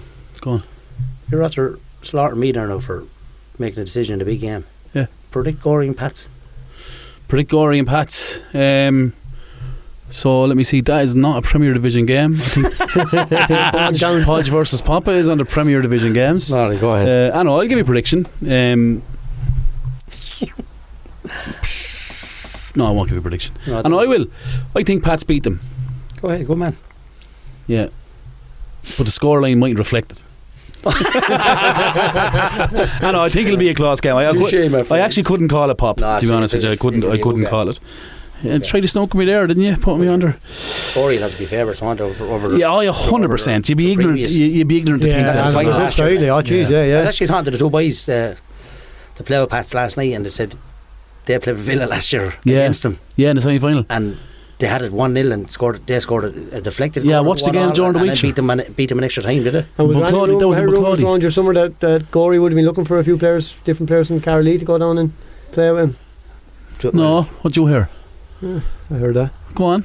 You're in a safe place here. No, I heard they were looking for a few players to go play with them. Were they? Yeah. From Tullow? Yeah. Go ahead. Yeah. Didn't go. Happy where they were. Good to see. Yeah, it's great to Definitely, see. Definitely, yeah. Couple were approached. I didn't hear that, no. Sure, Robbie at North End. Sure, Robbie Kane from Bagnesholme playing for North End. Like he would have started last night for the Oscar Trainers. Yeah. You know, he has his reasons going down there. His reasons, that's it. But it's a shame to see a player of that calibre who played so good for the Oscar Trainers in Carlow last year. Yeah. Now probably didn't play last night. But I believe he has different reasons, though. Yeah, he's coming in. He's coming into the Wexford squad for the next 2 games. Yeah. So look. Best to look at that, but it's a pity someone like that is not. You hate to see lose someone. Especially putting an effort in you before. Exactly.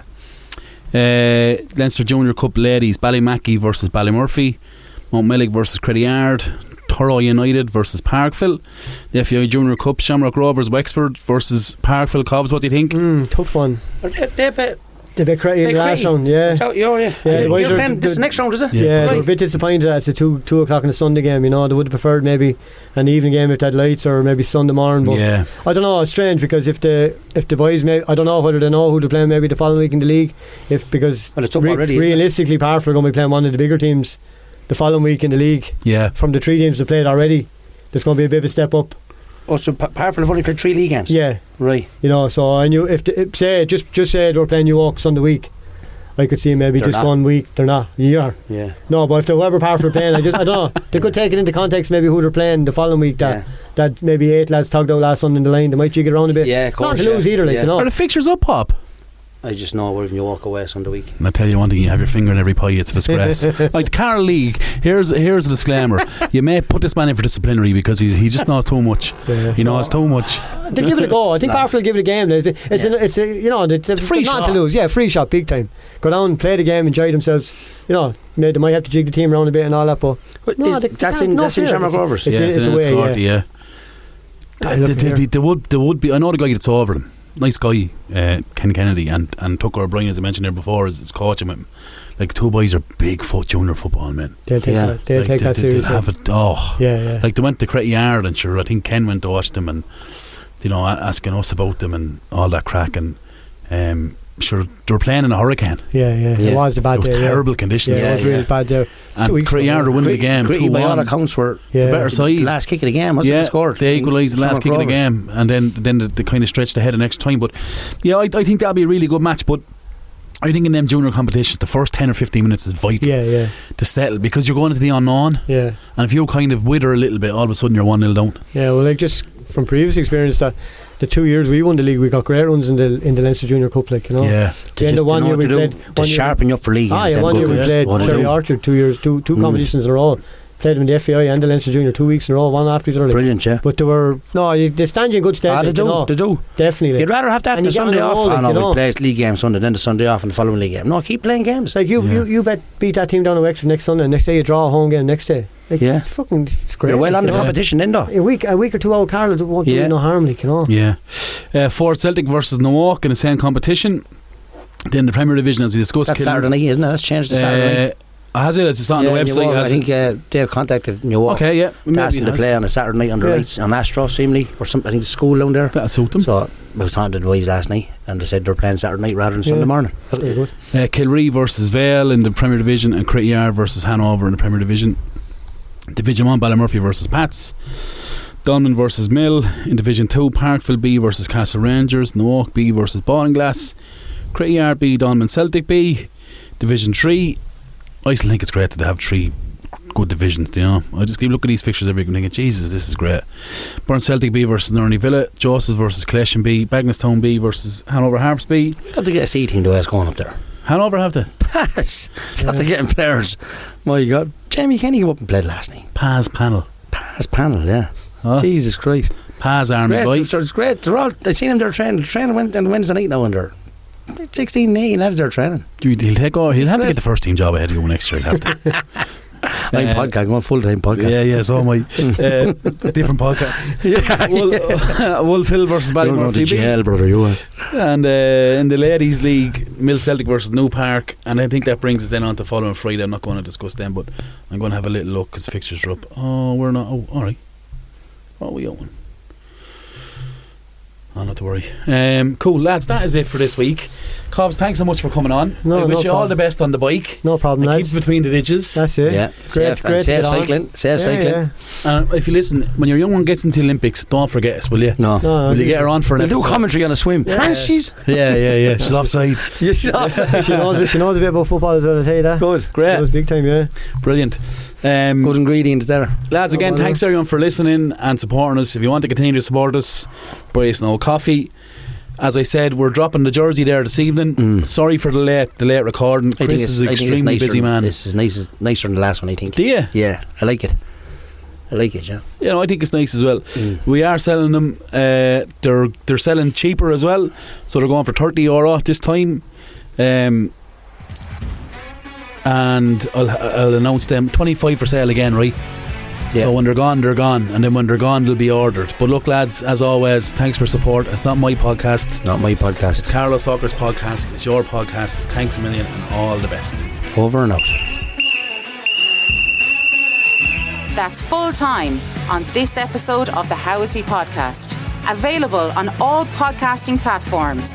Find us on Facebook, Instagram and Twitter/X. Proudly sponsored by Curra Sports. For more information, contact Shane@currasports.com or check out their website, currasports.com.